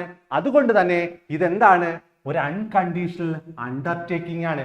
എന്ന് വെച്ചാൽ സ്വമേധയാ അതിന്റെ ഉത്തരവാദിത്തം ഏറ്റെടുക്കുന്നതാണ് എന്തെന്ന് പറയുന്നത്? അണ്ടർടേക്കിംഗ് എന്ന് പറയുന്നത്. അതുകൊണ്ട് പ്രോമിസറി നോട്ട് എന്താണ്? ഒരു അൺകണ്ടീഷണൽ അണ്ടർടേക്കിങ്ങും അതുപോലെ തന്നെ ബിൽ ഓഫ് എക്സ്ചേഞ്ച് എന്താണ്? ഒരു അൺകണ്ടീഷണൽ ഓർഡറുമാണെന്ന് ഓർത്തു വെക്കുക. അതുപോലെ തന്നെ promissory note must be stamped properly and signed by the maker. Promissory note എന്ത് ചെയ്തിരിക്കണം? സ്റ്റാമ്പ് ചെയ്തിരിക്കണം. വളരെ പ്രധാനപ്പെട്ടതാണ്. പ്രോമിസറി നോട്ട് സ്റ്റാമ്പ് ചെയ്തിരിക്കണം. അതുപോലെ തന്നെ പ്രോമിസറി നോട്ട് തയ്യാറാക്കുന്ന പ്രോമിസർ അഥവാ മേക്കർ അഥവാ ഡെപ്റ്റർ അതിനകത്ത് സൈൻ ചെയ്തിരിക്കുകയും വേണം. അതുപോലെ തന്നെ സൈൻ ചെയ്ത് കൊടുക്കുന്നത് കൊണ്ട് തന്നെ അവിടെ പ്രോമിസറി നോട്ടിൽ അക്സെപ്റ്റൻസ് എന്ന് പറയുന്ന ആ ഒരു കാര്യമില്ല. Acceptance is not required. Okay ആണല്ലോ. പക്ഷേ ബിൽ ഓഫ് എക്സ്ചേഞ്ചിന്റെ കേസിൽ അക്സെപ്റ്റൻസ് ആവശ്യമായിരുന്നു. ഡെപ്റ്റർ അതിനകത്ത് സൈൻ ചെയ്യണം. സൈൻ ചെയ്യുന്നതിന് മുമ്പ് ആ ബില്ലിനെ നമ്മൾ വിളിച്ച പേര് എന്തുമായിരുന്നു? എന്തായിരുന്നു? നമ്മൾ വിളിച്ചതായിരുന്നു അല്ലേ? അതുപോലെ തന്നെ അക്സെപ്റ്റൻസ് ആവശ്യമില്ലാത്തത് ഇൻസ്ട്രുമെന്റ് ഏതാണെന്ന് വെച്ചാൽ പ്രോമിസറി നോട്ടാണ്. അതുപോലെ തന്നെ ഡേയ്സ് ഓഫ് ഗ്രേസ്. പ്രോമിസറി നോട്ടിൽ ഡേയ്സ് ഓഫ് ഗ്രേസ് ഉണ്ടോ എന്ന് ചോദിച്ചാൽ ഡേയ്സ് ഓഫ് ഗ്രേസ് ഇല്ല. ഓക്കെ ആണല്ലോ. ഡേയ്സ് ഓഫ് ഗ്രേസ് പ്രോമിസറി നോട്ടിൽ ആപ്ലിക്കബിൾ ആണ്. ബിൽ ഓഫ് എക്സ്ചേഞ്ചിൽ ഡേയ്സ് ഓഫ് ഗ്രേസ് ആപ്ലിക്കബിൾ ആണ്. അടുത്ത ക്വസ്റ്റിലേക്ക് പോവാണ്. Which one of the following is not a party of a cheque? ഒരു ചെക്കിന്റെ പാർട്ടി ആരാണ്? ഓക്കെ ആണല്ലോ. താഴെ പറയുന്നതിൽ ചെക്കിന്റെ പാർട്ടി അല്ലാത്തത്, നോട്ട് എ പാർട്ടി അല്ലെ, പാർട്ടി അല്ലാത്തത് ആരാണെന്നാണ് ചോദ്യം. നമുക്ക് നോക്കാം. Drawer, drawee, payee, holder. ഒരു ചെക്കിന്റെ കേസിൽ 3 പാർട്ടികളാണുള്ളത്. ഡ്രോയർ ഉണ്ട്, ഡ്രോയി ഉണ്ട്, പേയി ഉണ്ട്. അപ്പോൾ ഇവിടെ പാർട്ടി അല്ലാത്ത ആരാ? ഹോൾഡർ. ഓക്കെ. ചെക്കിന്റെ കേസിൽ പാർട്ടി അല്ലാത്തത് ഹോൾഡർ ആണ്. ഡ്രോയറും ഡ്രോയും പേയും ചെക്കിന്റെ കേസിൽ പാർട്ടിയാണ്. ചെക്ക് എന്താണ്? ചെക്കുമായി ബന്ധപ്പെട്ട വളരെ പ്രധാനപ്പെട്ട കുറച്ച് പോയിന്റുകൾ പറഞ്ഞു പോവാണ്. ചെക്കിനെ പറ്റി പറയുന്ന NI ആക്ടിലെ സെക്ഷൻ 6. ഓക്കെ ആണല്ലോ. അപ്പൊ നമ്മളൊന്ന് പറഞ്ഞേ. Section 4 promissory note, section 5 bill of exchange, section 6 check. In India only bank can issue check. Cheque issue ചെയ്യാനുള്ള ഒരേ ഒരു അതോറിറ്റി ആർക്കാണ്? ബാങ്ക്. ചെക്ക് ഇഷ്യൂ ചെയ്യുന്ന ആരാണ്? ബാങ്ക് ആണ്. ആദ്യമായിട്ട് ഇന്ത്യയിൽ ആദ്യമായിട്ട് 1833 ബംഗാൾ ബാങ്ക് ആണ് ആദ്യമായിട്ട് ആ ഒരു ചെക്ക് സിസ്റ്റം ഇൻട്രൊഡ്യൂസ് ചെയ്ത്. ഓർത്തു വെച്ചോണം. 1833 ബംഗാൾ ബാങ്ക്. 1833 ബംഗാൾ ബാങ്ക് ആണ് ആദ്യമായിട്ട് ചെക്ക് സിസ്റ്റം ഇൻട്രൊഡ്യൂസ് ചെയ്തതെന്ന് ഓർത്തു വെക്കുക. അതുപോലെ തന്നെ the time period of cheque, ചെക്കിന്റെ കാലാവധി എത്ര 3 മാസമാണ്. ഇപ്പോൾ ചെക്കിന്റെ കാലാവധി എത്രയാണെന്ന് വെച്ചാൽ 3 മാസം വരെയാണ്. A cheque encashed by bank is called cheque honoured. ഒരു ചെക്ക് എൻകാഷ് ചെയ്ത് കൊടുക്കുന്നുണ്ടെങ്കിൽ ആ ചെക്കിനെ വിളിക്കുന്ന പേരാണ് ചെക്ക് ഹോണർ ചെയ്യുക. ഓക്കെ ആണല്ലോ.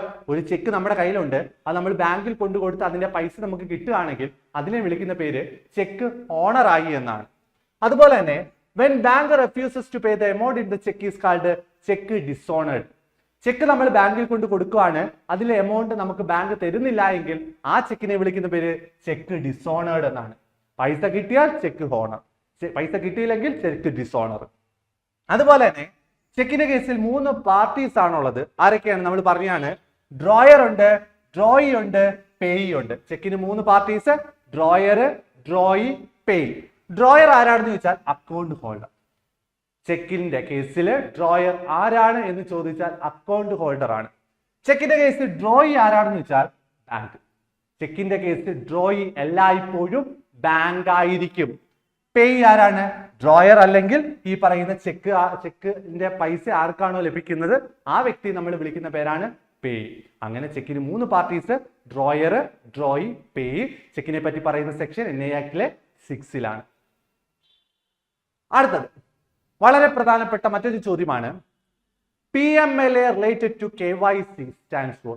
PMLA, KYCയുമായി ബന്ധപ്പെട്ട് PMLA എന്നതിന്റെ പൂർണ്ണ രൂപം എന്താണെന്നാണ് ചോദ്യം. KYC എന്നതിന്റെ പൂർണ്ണ രൂപം നമുക്കറിയാം. KYC നമ്മുടെ ടോപ്പിക്കാണ്. KYC, no your customer.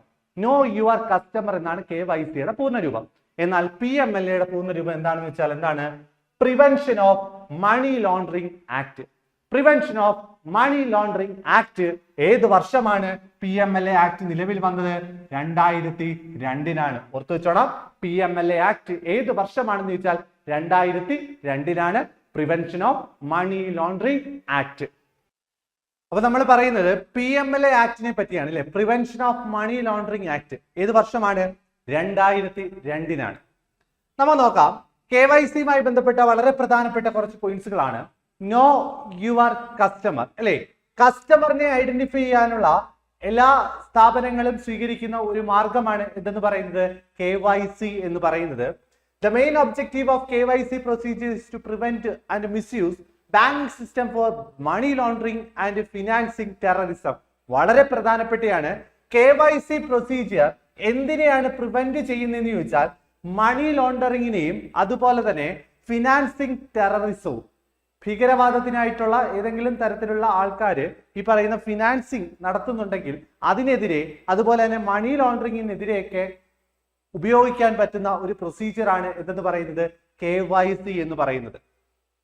The process of KYC and its guideline were introduced by the Reserve Bank of India. ഓർത്തു വെച്ചോണം. KYC ആരാണ് ഇൻട്രൊഡ്യൂസ് ചെയ്തതെന്ന് ചോദിച്ചാൽ RBI ആണ്. ഏത് വർഷം? 2002. പ്രിവെൻഷൻ ഓഫ് മണി ലോണ്ടറിംഗ് ആക്ടിന്റെ ഫലമായിട്ട് RBI ഇൻട്രൊഡ്യൂസ് ചെയ്ത ഒരു ഗൈഡ് ലൈൻ ആണ് എന്തെന്ന് പറയുന്നത്? KYC എന്ന് പറയുന്നത്. അതുപോലെ തന്നെ ഇന്ത്യയിൽ ഈ പറയുന്ന KYC ഇൻട്രൊഡ്യൂസ് ചെയ്താൻ കാരണമായ നിയമം ഏതാണെന്ന് ചോദിച്ചാൽ ഏതാണ്? നമുക്കറിയാം, prevention of money laundering act അഥവാ PMLA ആക്ട് 2002. ആ ഒരു നിയമപ്രകാരമാണ് നമ്മുടെ ഈ പറയുന്ന KYC ഉദയം ചെയ്തത്. KYC norms were made compulsory by RBI. 2002-ലാണ് ഈ പറയുന്ന RBI KYC ഇൻട്രൊഡ്യൂസ് ചെയ്തത്. എന്നാൽ എല്ലാ ബാങ്കുകൾക്കും ഈ പറയുന്ന KYC നിർബന്ധമാക്കി തുടങ്ങിയത് എന്നു മുതലാണെന്ന് ചോദിച്ചാൽ 2010 ഏപ്രിൽ മുതലാണ്. ഓർത്തു വെച്ചോണം. 2002-ലാണ് ഈ പറയുന്ന KYC ഗൈഡ്ലൈൻ നിലവിൽ വന്നത്. എന്നാൽ എല്ലാവർക്കും കമ്പൽസറി ആയിട്ട് ഉപയോഗിക്കണമെന്ന് RBI അങ്ങനെ ഒരു ഓർഡർ കൊടുത്തത് എന്നാണെന്ന് വെച്ചാൽ 2010 ഏപ്രിലാണ്. അതുപോലെ തന്നെ RBI issue guidelines to banks on KYC norms for following section 35A of BR act. എല്ലാ ബാങ്കുകളും ഇത്തരത്തിൽ ഈ പറയുന്ന KYC ഫോളോ ചെയ്യണമെങ്കിൽ ബാങ്കുകൾ ഫോളോ ചെയ്യുന്ന BR ആക്ടിൽ ആ ഒരു നിയമത്തെ പറ്റി, ആ ഒരു ഗൈഡ് ലൈനിനെ പറ്റി പ്രത്യേകിച്ച് മെൻഷൻ ചെയ്യണം. ഏതാണ്? BR ആക്ടിലെ സെക്ഷൻ 35A KYCയെ പറ്റി മെൻഷൻ ചെയ്യുന്നത്. ഓർത്തു വെക്കുക. അതുപോലെ തന്നെ ഈ പറയുന്ന KYC ഗൈഡ് ലൈൻ എല്ലാ ബാങ്കുകൾക്കും നിർബന്ധമാക്കണമെന്ന് റെക്കമെൻഡ് ചെയ്തത് ആരാണെന്ന് വെച്ചാൽ ആരാണ്? ഫിനാൻഷ്യൽ ആക്ഷൻ ടാസ്ക് ഫോഴ്സ് ആണ്. FATF പൂർണ്ണരൂപം ഫിനാൻഷ്യൽ ആക്ഷൻ ടാസ്ക് ഫോഴ്സ്. ഇതൊരു global money laundering watchdog ആയിട്ട് പ്രവർത്തിക്കുന്ന ഒരു സ്ഥാപനമാണ് FATF. FATF നിലവിൽ വന്ന വർഷം 1989 FATF പാരീസ് ആസ്ഥാനമായിട്ട് പ്രവർത്തിക്കുന്ന ഒരു സ്ഥാപനമാണെന്ന് ഓർത്തു വെക്കുക. FATF ഈ പറയുന്ന KYC എല്ലാ ബാങ്കുകളും ഫോളോ ചെയ്യണമെന്നുള്ള റെക്കമെൻഡേഷൻ കൊടുത്ത വർഷം 2009. അതിന്റെ ചുമട് പിടിച്ചാണ് 2010 എല്ലാ ബാങ്കുകൾക്കും RBI KYC എന്ന് പറയുന്ന ഗൈഡ് ലൈൻ നിർബന്ധമാക്കിയത്. ഈ പറയുന്ന KYCയുമായി ബന്ധപ്പെട്ട കാര്യങ്ങൾ ഒഫീഷ്യലായിട്ട് നമ്മുടെ ഐഡന്റിറ്റി വെളിപ്പെടുത്താൻ വേണ്ടി നമ്മൾ കുറച്ച് ഡോക്യുമെന്റ്സ് കൊടുക്കാറുണ്ട്. ആ ഡോക്യുമെന്റ്സിന് നമ്മൾ വിളിക്കുന്ന പേരാണ് OVD അഥവാ official valid document. Official valid document ഏതൊക്കെയാണെന്നൊക്കെ നമ്മൾ മുന്നേ ഉള്ള ചോദ്യത്തിനകത്ത് ചർച്ച ചെയ്തതാണ്. അതുപോലെ തന്നെ KYCയുടെ അടിസ്ഥാനത്തിൽ ഈ പറയുന്ന ബാങ്കിൽ കസ്റ്റമേഴ്സിന്റെ റിസ്കിന്റെ അടിസ്ഥാനത്തിൽ KYC എത്ര സമയത്തിനുള്ളിലാണ് നമ്മൾ അപ്ഡേറ്റ് ചെയ്യേണ്ടത് അത് വ്യക്തമായിട്ട് അറിഞ്ഞിരിക്കേണ്ടതാണ്.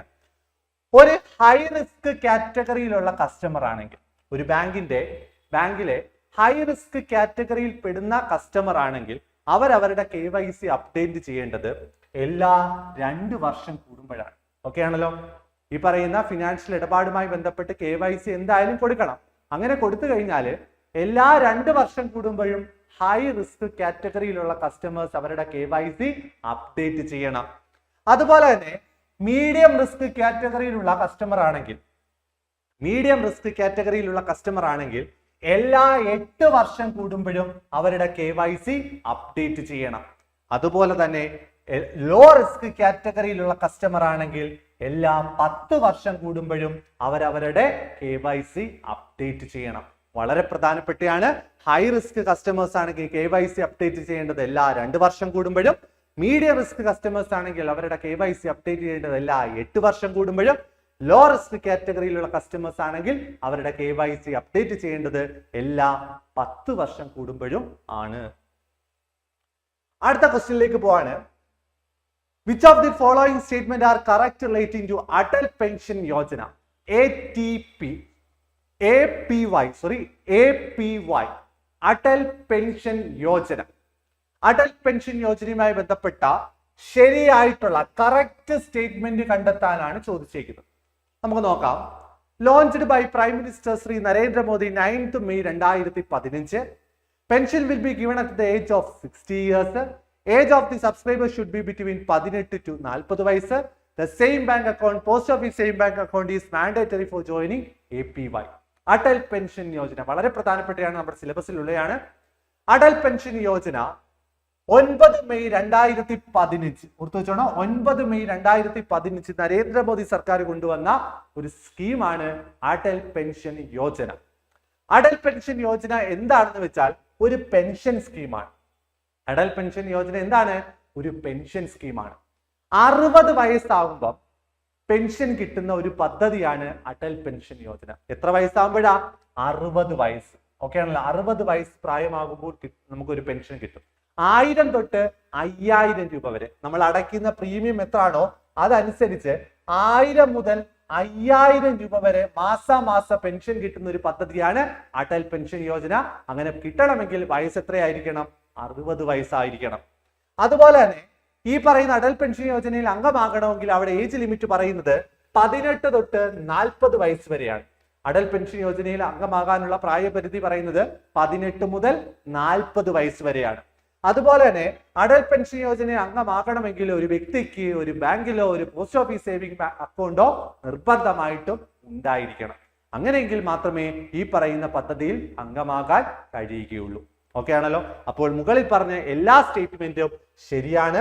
അപ്പോൾ നമ്മുടെ ആൻസർ എന്ന് പറയുന്നത് ഓൾ ഓഫ് ദീസ്. ഓക്കെ ആണല്ലോ? എല്ലാ സ്റ്റേറ്റ്മെന്റും അടൽ പെൻഷൻ യോജനയുമായി ബന്ധപ്പെട്ട സ്റ്റേറ്റ്മെന്റുകളാണ്. അടുത്തത് നോക്കണേ. അടൽ പെൻഷൻ യോജനയുമായി ബന്ധപ്പെട്ട് ഓർത്തിരിക്കേണ്ട പോയിന്റുകൾ. അടൽ പെൻഷൻ യോജന APYയുടെ പൂർണ്ണരൂപം അടൽ പെൻഷൻ യോജന എന്നാണ്. അതിന്റെ ഏജ് ലിമിറ്റ് എന്ന് പറയുന്നത് 18-40 വയസ്സാണ്. ഇതൊരു പെൻഷൻ സ്കീമാണ്. 60 വയസ്സ് പ്രായമാകുമ്പോൾ തൊട്ട് നമുക്കൊരു പെൻഷൻ കിട്ടിത്തുടങ്ങും.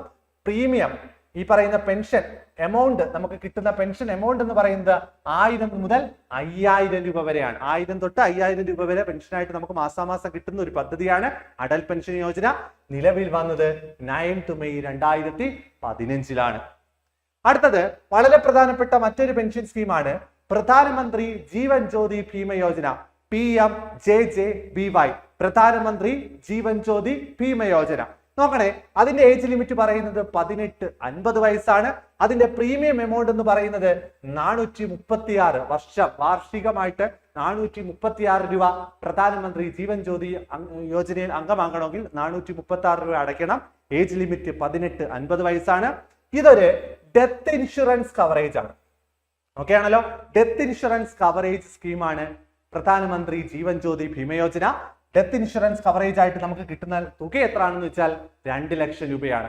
പ്രധാനമന്ത്രി ജീവൻ ജ്യോതി ഭീമ യോജന വഴി 436 വാർഷിക പ്രീമിയം അടച്ചു കഴിഞ്ഞാൽ മരണപ്പെട്ടാൽ, ആ വ്യക്തി മരണപ്പെട്ടാൽ കിട്ടുന്ന എമൗണ്ട് എന്ന് പറയുന്നത് 2 ലക്ഷം രൂപയാണ്.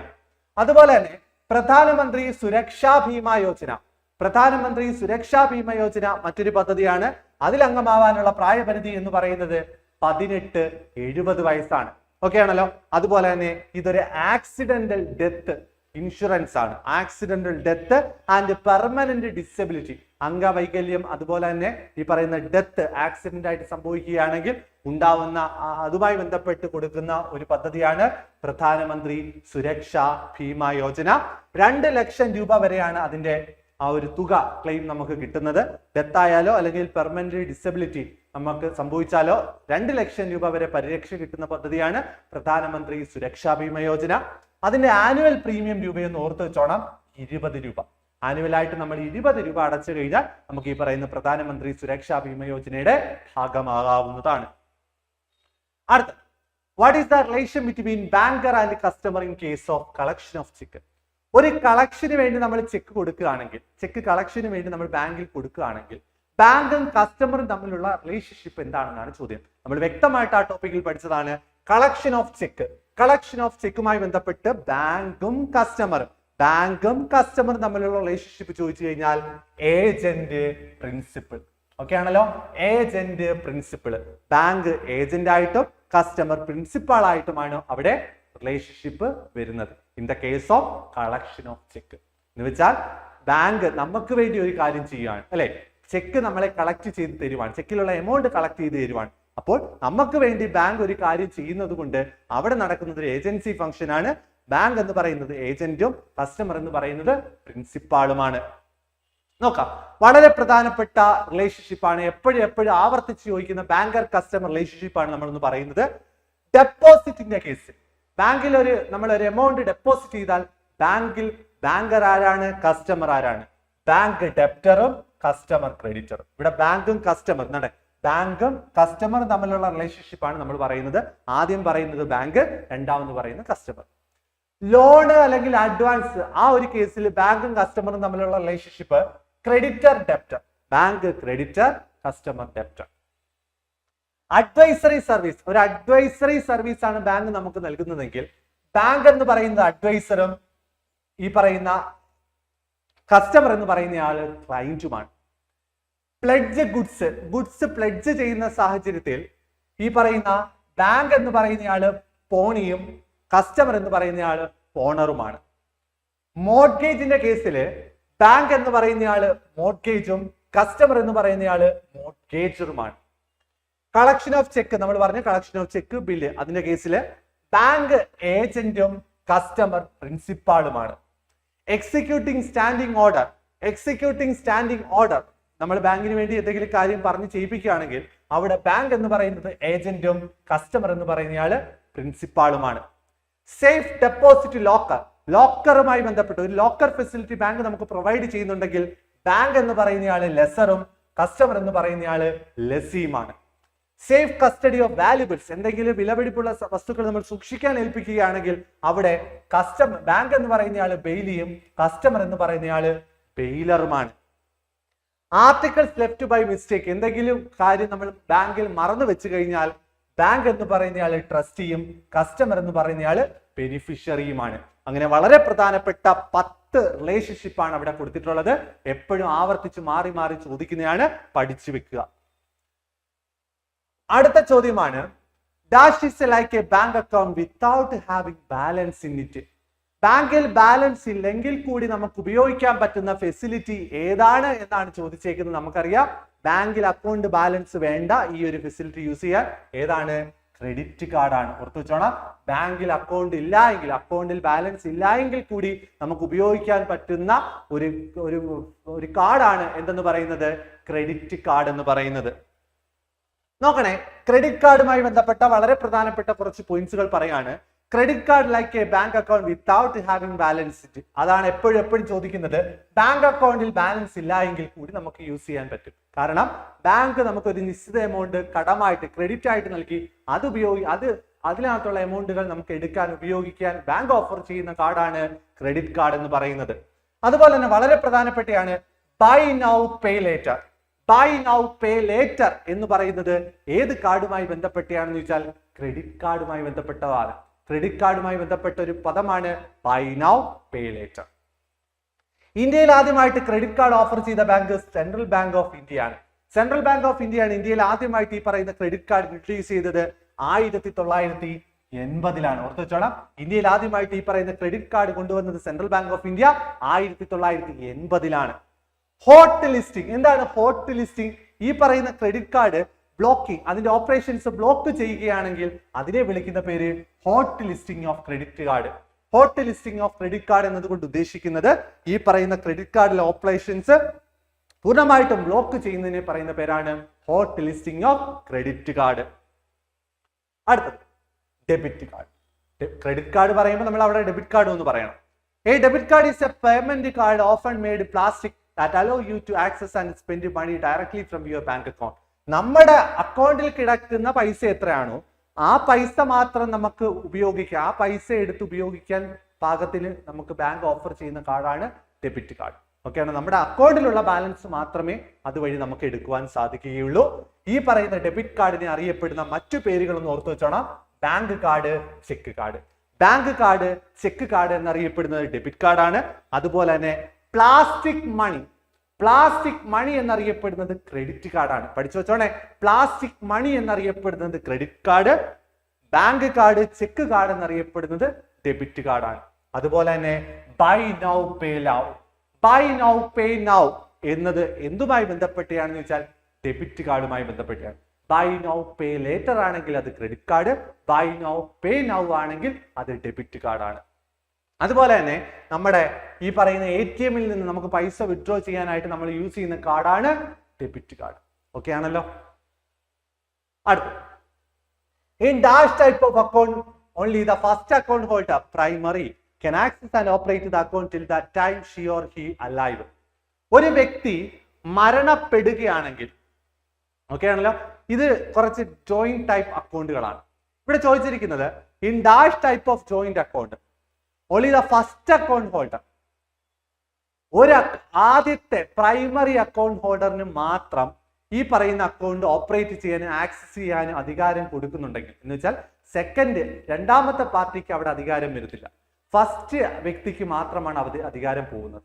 എന്ന് വെച്ചാൽ ഫസ്റ്റ് വ്യക്തി മരണപ്പെടുന്ന അഥവാ പ്രൈമറി ആയിട്ടോ അവിടെ സൈൻ ചെയ്യുന്ന വ്യക്തി മരണപ്പെടുകയാണെങ്കിൽ മാത്രം ജീവിച്ചിരിക്കുന്ന സർവൈവറിന് അധികാരം പോകുന്ന അക്കൗണ്ട് ഏതാണെന്നാണ് ചോദ്യം. ഉത്തരം എന്ന് പറയുന്നത് ഫോർമർ ഓർ സർവൈവർ ആണ്. ഓക്കെ ആണല്ലോ. പ്രൈമറി അഥവാ ഫസ്റ്റ് അക്കൗണ്ട് ഹോൾഡറിന് മാത്രം ഈ പറയുന്ന അക്കൗണ്ട് ഓപ്പറേറ്റ് ചെയ്യാനും ആക്സസ് ചെയ്യാനും പറ്റുന്നുണ്ടെങ്കിൽ അത്തരത്തിലുള്ള ജോയിന്റ് അക്കൗണ്ടിനെ വിളിക്കുന്ന പേരാണ് former or survivor. Former or survivor. നോക്കണേ, ആദ്യം നമ്മൾ എയ്തർ ഓർ സർവൈവർ പറയുവാണ്. This is the most common form of joint account. Only 2 individual can operate the account, primary account holder and secondary account holder. ഇവിടെ 2 പേര് ചേർന്ന് ഒരു account open ചെയ്യുവാണെങ്കിൽ അവിടെ ഈ പറയുന്ന എയ്തർ ഓർ സർവൈവർ ക്ലോസിലാണ് അക്കൗണ്ട് ഓപ്പൺ ചെയ്യുന്നതെങ്കിൽ അവിടെ പ്രൈമറിയും കാണും, സെക്കൻഡറിയും കാണും. ഈ 2 പേർക്കും തുല്യ പ്രാധാന്യം. എന്ന് വെച്ചാൽ 2 പേരിൽ ആർക്കെങ്കിലും ഒരാൾ വിചാരിച്ചാലും ഈ പറയുന്ന അക്കൗണ്ടിലെ ഓപ്പറേഷൻസ് നടത്താൻ പറ്റും. ആര് വിചാരിച്ചാലും, പ്രൈമറി ആയിക്കോട്ടെ സെക്കൻഡറി ആയിക്കോട്ടെ. സെക്കൻഡറി ഒപ്പിട്ടാലും അക്കൗണ്ട് ഓപ്പറേഷൻസ് നടത്താം, പ്രൈമറി വിചാരിച്ചാലും ഈ പറയുന്ന അക്കൗണ്ട് ഓപ്പറേഷൻസ് നടത്താൻ പറ്റുന്ന ജോയിന്റ് അക്കൗണ്ടിനെ വിളിക്കുന്ന പേരാണ് either or survivor. Okay, both can access the account and transfer the fund. രണ്ടു പേർക്കും ഒരുമിച്ച് ഒരേ രീതിയിൽ അക്കൗണ്ട് ഓപ്പറേഷൻസ് സാധ്യമാക്കുന്ന അക്കൗണ്ടാണ് എയ്തർ ഓർ സർവേവർ. ഇപ്പൊ പ്രൈമറി ഒരാൾക്ക് ചെക്ക് കൊടുക്കും, ആ ചെക്ക് സ്റ്റോപ്പ് പേയ്മെന്റ് ഓർഡർ ഇടാൻ പ്രൈമറിക്ക് മാത്രമല്ല, വേണമെങ്കിൽ സെക്കൻഡറി വിചാരിച്ചാൽ ഈ പറയുന്ന ചെക്കിനുള്ള പേയ്മെന്റുകൾ സ്റ്റോപ്പ് ചെയ്ത് വെക്കാം. കാരണം രണ്ടുപേരിൽ ആരെങ്കിലും ഒരു ചെക്ക് കൊടുക്കണമെങ്കിൽ പ്രൈമറിയോ സെക്കൻഡറി ആരൊപ്പിട്ട് കൊടുത്താലും ഈ പറയുന്ന അക്കൗണ്ടിലെ ഓപ്പറേഷൻസ് നടത്താവുന്നതാണ്. അത്തരത്തിലുള്ള ജോയിന്റ് അക്കൗണ്ടിനെ വിളിക്കുന്ന പേരാണ് either or survivor account. The final balance and interest will be paid to the survivor on death of any one of the account holder. ഇതിൽ ആരെങ്കിലും ഒരു മരണപ്പെട്ട ജീവിച്ചിരിക്കുന്ന അഥവാ സർവൈവറിന് ഈ പറയുന്ന എമൗണ്ട് ലഭിക്കുന്നതാണ്. അടുത്തത് എനിവൺ ഓർ സർവൈവർ. നമ്മൾ എയ്തർ ഓർ സർവൈവർ പറഞ്ഞ രീതിയിൽ തന്നെയുള്ള മറ്റൊരു അക്കൗണ്ടാണ് എനിവൺ ഓർ സർവൈവർ. ഇവിടെ രണ്ടിൽ കൂടുതൽ വ്യക്തികൾ വരുന്ന കേസിലാണ് എനിവൺ ഓർ സർവൈവർ വരുന്നത്. നേരത്തെ 2 വ്യക്തികൾ വരുവാണെങ്കിൽ എയ്തർ ഓർ സർവൈവർ, രണ്ടിൽ കൂടുതൽ വ്യക്തികളാണ് വരുന്നതെങ്കിൽ അവിടെ വരുന്നത് എനിവൺ ഓർ സർവൈവർ. എന്ന് വെച്ചാൽ എ ബി സി ഡി എന്നിങ്ങനെ 4 പേര് ചേർന്ന് നടപ്പാക്കുന്ന ഒരു ജോയിന്റ് അക്കൗണ്ട് ആണെങ്കിൽ എ വിചാരിച്ചാലും ബി വിചാരിച്ചാലും സി വിചാരിച്ചാലും ഡി വിചാരിച്ചാലും അക്കൗണ്ടിലെ ഓപ്പറേഷൻസ് നടത്തുവാൻ സാധിക്കുന്നുണ്ടെങ്കിൽ അത്തരത്തിലുള്ള ജോയിന്റ് അക്കൗണ്ടിനെ വിളിക്കുന്ന പേരാണ് anyone or survivor. This is similar to the either or survivor. നേരത്തെ പറഞ്ഞ എയ്തർ ഓർ സർവൈവറിനെ പോലെ തന്നെയാണ്. The only difference is more than 2 individuals. വ്യത്യാസം എന്ന് പറഞ്ഞാൽ രണ്ടിൽ കൂടുതൽ വ്യക്തികൾ ഒരുമിച്ച് അക്കൗണ്ട് ഓപ്പൺ ചെയ്യുകയാണെങ്കിൽ അത്തരത്തിലുള്ള ഒരേ പ്രാധാന്യം കൊടുക്കുന്നുണ്ടെങ്കിൽ അത്തരത്തിലുള്ള ജോയിന്റ് അക്കൗണ്ടിനെ വിളിക്കുന്ന പേരാണ് എനിവൺ ഓർ സർവൈവർ. ആരെങ്കിലും ഒരാൾ മരണപ്പെട്ട് കഴിഞ്ഞാൽ ജീവിച്ചിരിക്കുന്ന സർവൈവറിന് ഈ അക്കൗണ്ട് മുന്നോട്ട് കൊണ്ടുപോകുക അല്ലെങ്കിൽ അതിനകത്തുള്ള എമൗണ്ട് ലഭിക്കുന്നതാണ്.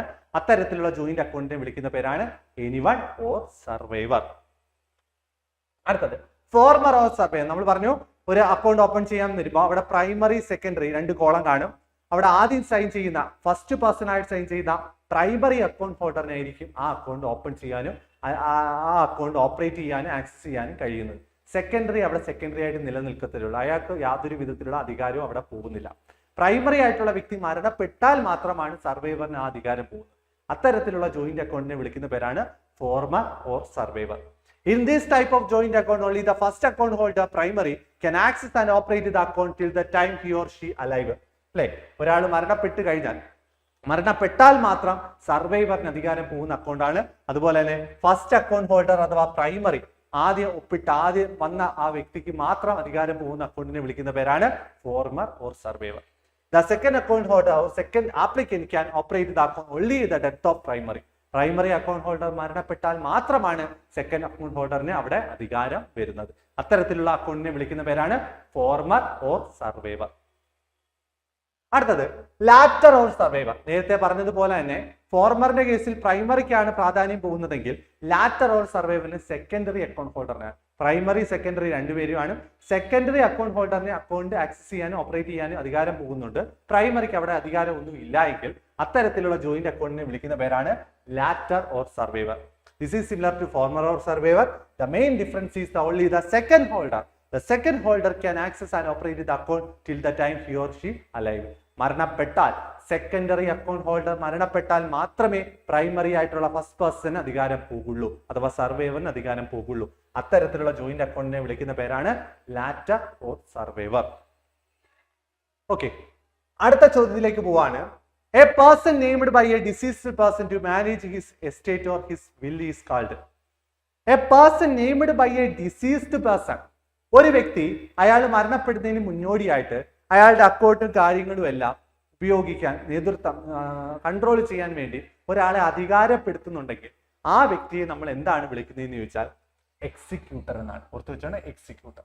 മരണപ്പെടുന്നതിന് മുന്നോടിയായിട്ട് ഒരു അക്കൗണ്ട് ഹോൾഡർ സ്വയമേ തന്നെ അയാൾ തന്നെ അയാളുടെ അക്കൗണ്ട് വിവരങ്ങളൊക്കെ നോക്കാനും ഒക്കെ ആയിട്ട് ഒരു വ്യക്തിയെ അപ്പോയിന്റ് ചെയ്യുന്നുണ്ടെങ്കിൽ ആ വ്യക്തിയെ വിളിക്കുന്ന പേര് എക്സിക്യൂട്ടർ എന്നാണ്.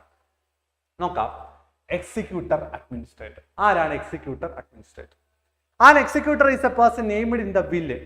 ഈ പറയുന്ന വില്ലിൽ ഒരു പ്രമാണം, അതിനകത്ത് നേരത്തെ മുൻകൂട്ടി ഈ പറയുന്ന മരണപ്പെടുന്നതിന് മുന്നോടിയായിട്ട് ഒരു വ്യക്തി മറ്റൊരു വ്യക്തിയുടെ പേര് എഴുതി വെക്കും. And deliver the title immediately after the death of the testator for the purpose of administration of the property of the deceased. ഈ പറയുന്ന മരണപ്പെടുന്ന വ്യക്തിയുടെ പ്രോപ്പർട്ടീസ് കാര്യങ്ങളും എല്ലാം നോക്കി നടത്താൻ വേണ്ടി ഒരു വ്യക്തിയെ മരണപ്പെടുന്നതിന് മുന്നോടിയായിട്ട് ആ വ്യക്തി തന്നെ അപ്പോയിന്റ് ചെയ്യുന്നുണ്ടെങ്കിൽ അതിനെ വിളിക്കുന്ന പേരാണ് എക്സിക്യൂട്ടർ. എന്നാൽ എക്സിക്യൂട്ടർ മരണപ്പെട്ടില്ല, എക്സിക്യൂട്ടറിനെ ആരെ അവിടെ അപ്പോയിന്റ് ചെയ്യുന്നില്ല. ഒരു വ്യക്തി മരണപ്പെട്ടു, അപ്പൊ അയാളുടെ ഈ പറയുന്ന പ്രോപ്പർട്ടി ഒന്നും അന്യാധീനമായി പോവാതെ വരാൻ വേണ്ടി ഈ പറയുന്ന കോടതി തന്നെ ഈ വ്യക്തിയുടെ ആ ഒരു പ്രോപ്പർട്ടിയൊക്കെ നോക്കി നടത്താൻ വേണ്ടി കോടതി ഒരു ആളെ അപ്പോയിന്റ് ചെയ്യുകയാണെങ്കിൽ അതിനെ വിളിക്കുന്ന പേരാണ് അഡ്മിനിസ്ട്രേറ്റർ. ഓക്കെ ആണല്ലോ, administrator. An administrator is a person appointed by the court to manage the property of deceased person. മരണപ്പെടുന്ന വ്യക്തിയുടെ ഈ പറയുന്ന പ്രോപ്പർട്ടിയൊക്കെ നോക്കി നടത്താൻ വേണ്ടി കോടതി ഒരാളെ നിയമിക്കുകയാണെങ്കിൽ അതിനെ വിളിക്കുന്ന പേര് അഡ്മിനിസ്ട്രേറ്റർ. ഈ അഡ്മിനിസ്ട്രേറ്ററിന്റെ അപ്പോയിന്റ്മെന്റുമായി ബന്ധപ്പെട്ട് ഇഷ്യൂ ചെയ്യുന്ന ഒരു ലീഗൽ ഡോക്യുമെന്റ് ആണ് എന്ന് പറയുന്നത് ലെറ്റർ ഓഫ് അഡ്മിനിസ്ട്രേഷൻ. അതേ രീതിയിൽ തന്നെ ഈ പറയുന്ന എക്സിക്യൂട്ടറുമായി ബന്ധപ്പെട്ട ഈ കാര്യങ്ങളെല്ലാം രേഖപ്പെടുത്തിയിരിക്കുന്ന ഡോക്യുമെന്റിനെ വിളിക്കുന്ന പേരാണ് പ്രൊബേറ്റ്. ഓക്കെ ആണല്ലോ, letter of probate. Letter of probate related to executor, letter of administration is related to administrator. Okay ആണല്ലോ, ഓർത്തു വെച്ചോണം, എപ്പോഴും ചോദിക്കുന്നതാണ്. പ്രൊബേറ്റ് എന്താണ്? Official confirmation of a will. Okay, എക്സിക്യൂട്ടറുമായി ബന്ധപ്പെട്ട ഒഫീഷ്യൽ കൺഫർമേഷനെ വിളിക്കുന്ന പേരാണ് പ്രൊബേറ്റ്. എന്നാൽ ലെറ്റർ ഓഫ് അഡ്മിനിസ്ട്രേഷൻ എന്താണ്? Official confirmation of a will for administrator. അടുത്തത് നബാർഡിന്റെ ഹെഡ്ക്വാർട്ടേഴ്സ് എവിടെയാണെന്നാണ് ചോദ്യം. നമുക്കറിയാം നബാർഡിന്റെ ഹെഡ്ക്വാർട്ടേഴ്സ് മുംബൈ ആണ്. പഠിച്ചു വെച്ചോണം, നബാർഡിന്റെ ഹെഡ്ക്വാർട്ടേഴ്സ് എവിടെയാണെന്ന് ചോദിച്ചാൽ മുംബൈ ആണ്. നബാർഡിന്റെ ഫുൾ ഫോം പഠിച്ചു വെച്ചോണം, national bank for agriculture and rural development. National bank for agriculture and rural development ആണ് നബാർഡിന്റെ ഫുൾ ഫോം. നബാർഡ് എന്ന് പറയുന്നത് ഒരു ഇന്ത്യാസ് അപ്പെക്സ് ഡെവലപ്മെന്റ് ബാങ്ക് ആണ്. എക്സ്റ്റാബ്ലിഷ് ചെയ്തത് 1982 ജൂലൈ 12. 1982 ജൂലൈ 12 നബാർഡ് ഫോം ചെയ്തതെന്ന് ഓർത്തു വെക്കുക. നബാർഡിന്റെ പബ്ലിക്കേഷൻ അറിയപ്പെടുന്ന പേര് ഗ്രാമിയ എന്നാണ്. നബാർഡിന്റെ പബ്ലിക്കേഷൻ അറിയപ്പെടുന്ന പേര് ഗ്രാമിയ. ആ ഡേറ്റ് ഓർത്തു വെച്ചോണം. അതുപോലെ നബാർഡിന്റെ ഫുൾ ഫോം ഓർത്തു വെച്ചോണം. നബാർഡ് റെക്കമെൻഡ് ചെയ്ത കമ്മിറ്റിയാണ് ട്രാഫിക്കാർഡ് കമ്മിറ്റി. നബാർഡിനെ റെക്കമെൻഡ് ചെയ്ത കമ്മിറ്റി ട്രാഫിക്കാർഡ് കമ്മിറ്റി. ട്രാഫിക്കാർഡ് കമ്മിറ്റിയുടെ ഫുൾ ഫോം ഒന്ന് ഓർത്തു വെച്ചോണം, committee to review arrangement for institutional credit for agriculture and rural development. Committee to review arrangement for institutional credit for agriculture and rural development എന്നാണ് ട്രാഫിക്കാർഡിന്റെ പൂർണ്ണരൂപം. അതുപോലെ തന്നെ ട്രാഫിക്കാർഡിന്റെ ചെയർമാൻ ആരാണെന്ന് വെച്ചാൽ ശിവരാമനാണ്, ബി ശിവരാമൻ. ട്രാഫിക്കാർഡ് കമ്മിറ്റിയുടെ ചെയർമാൻ ആരാ? ശിവരാമൻ കമ്മിറ്റി എന്നറിയപ്പെടുന്ന കമ്മിറ്റിയാണ് CRAFICARD committee. CRAFICARD committee appoint ചെയ്തത് RBI ആണ് 1979 മാർച്ച് 30. ട്രാഫിക്കാർഡ് കമ്മിറ്റി അപ്പോയിന്റ് ചെയ്തത് 1979 മാർച്ച് 30 ഓർത്തു വെക്കുക. അടുത്തത് DICGC provide guarantee for deposit up to. DICGC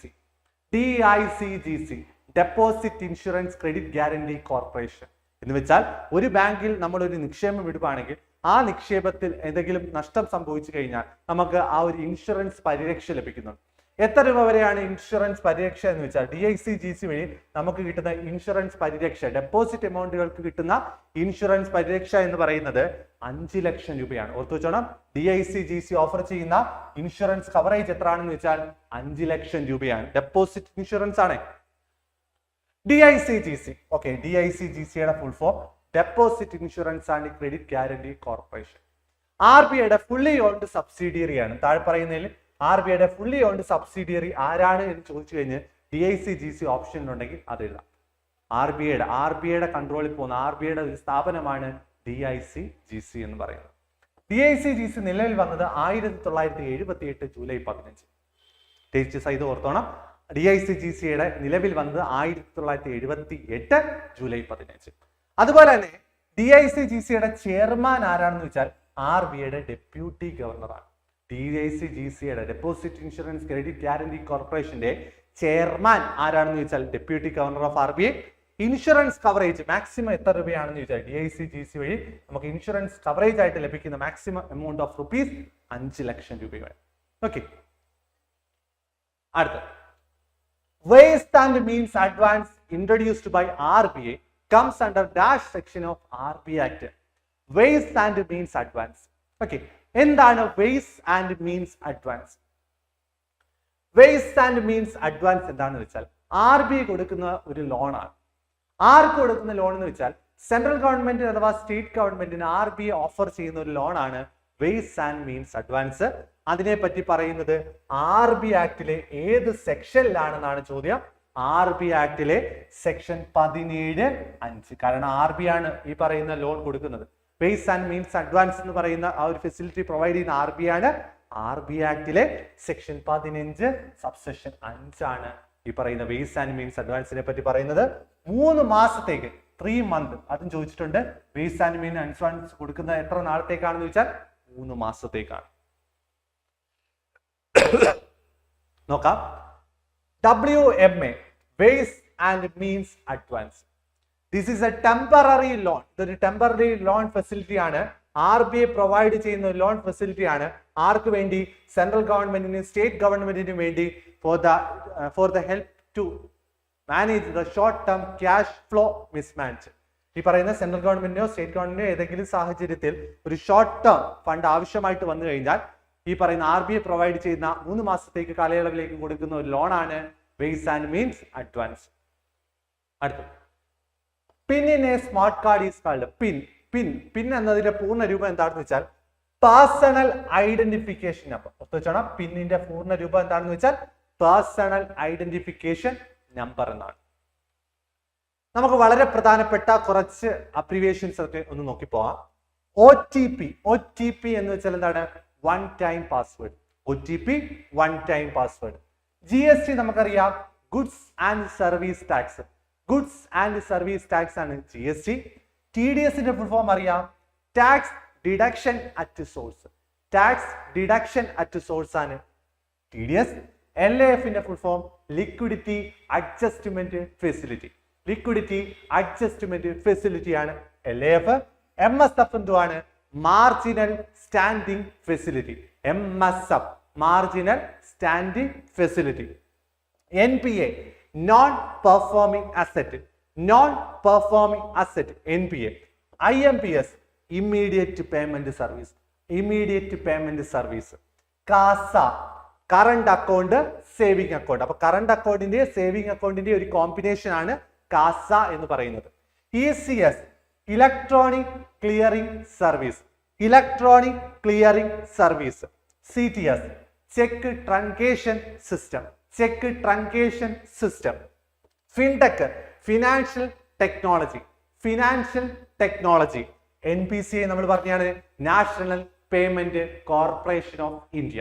okay, അങ്ങനെ വളരെ പ്രധാനപ്പെട്ട അബ്രിവിയേഷൻസ് ആണ്. എക്സാമിന് മാറി മാറി ചോദിച്ച് കണ്ടിട്ടുള്ളതാണ്.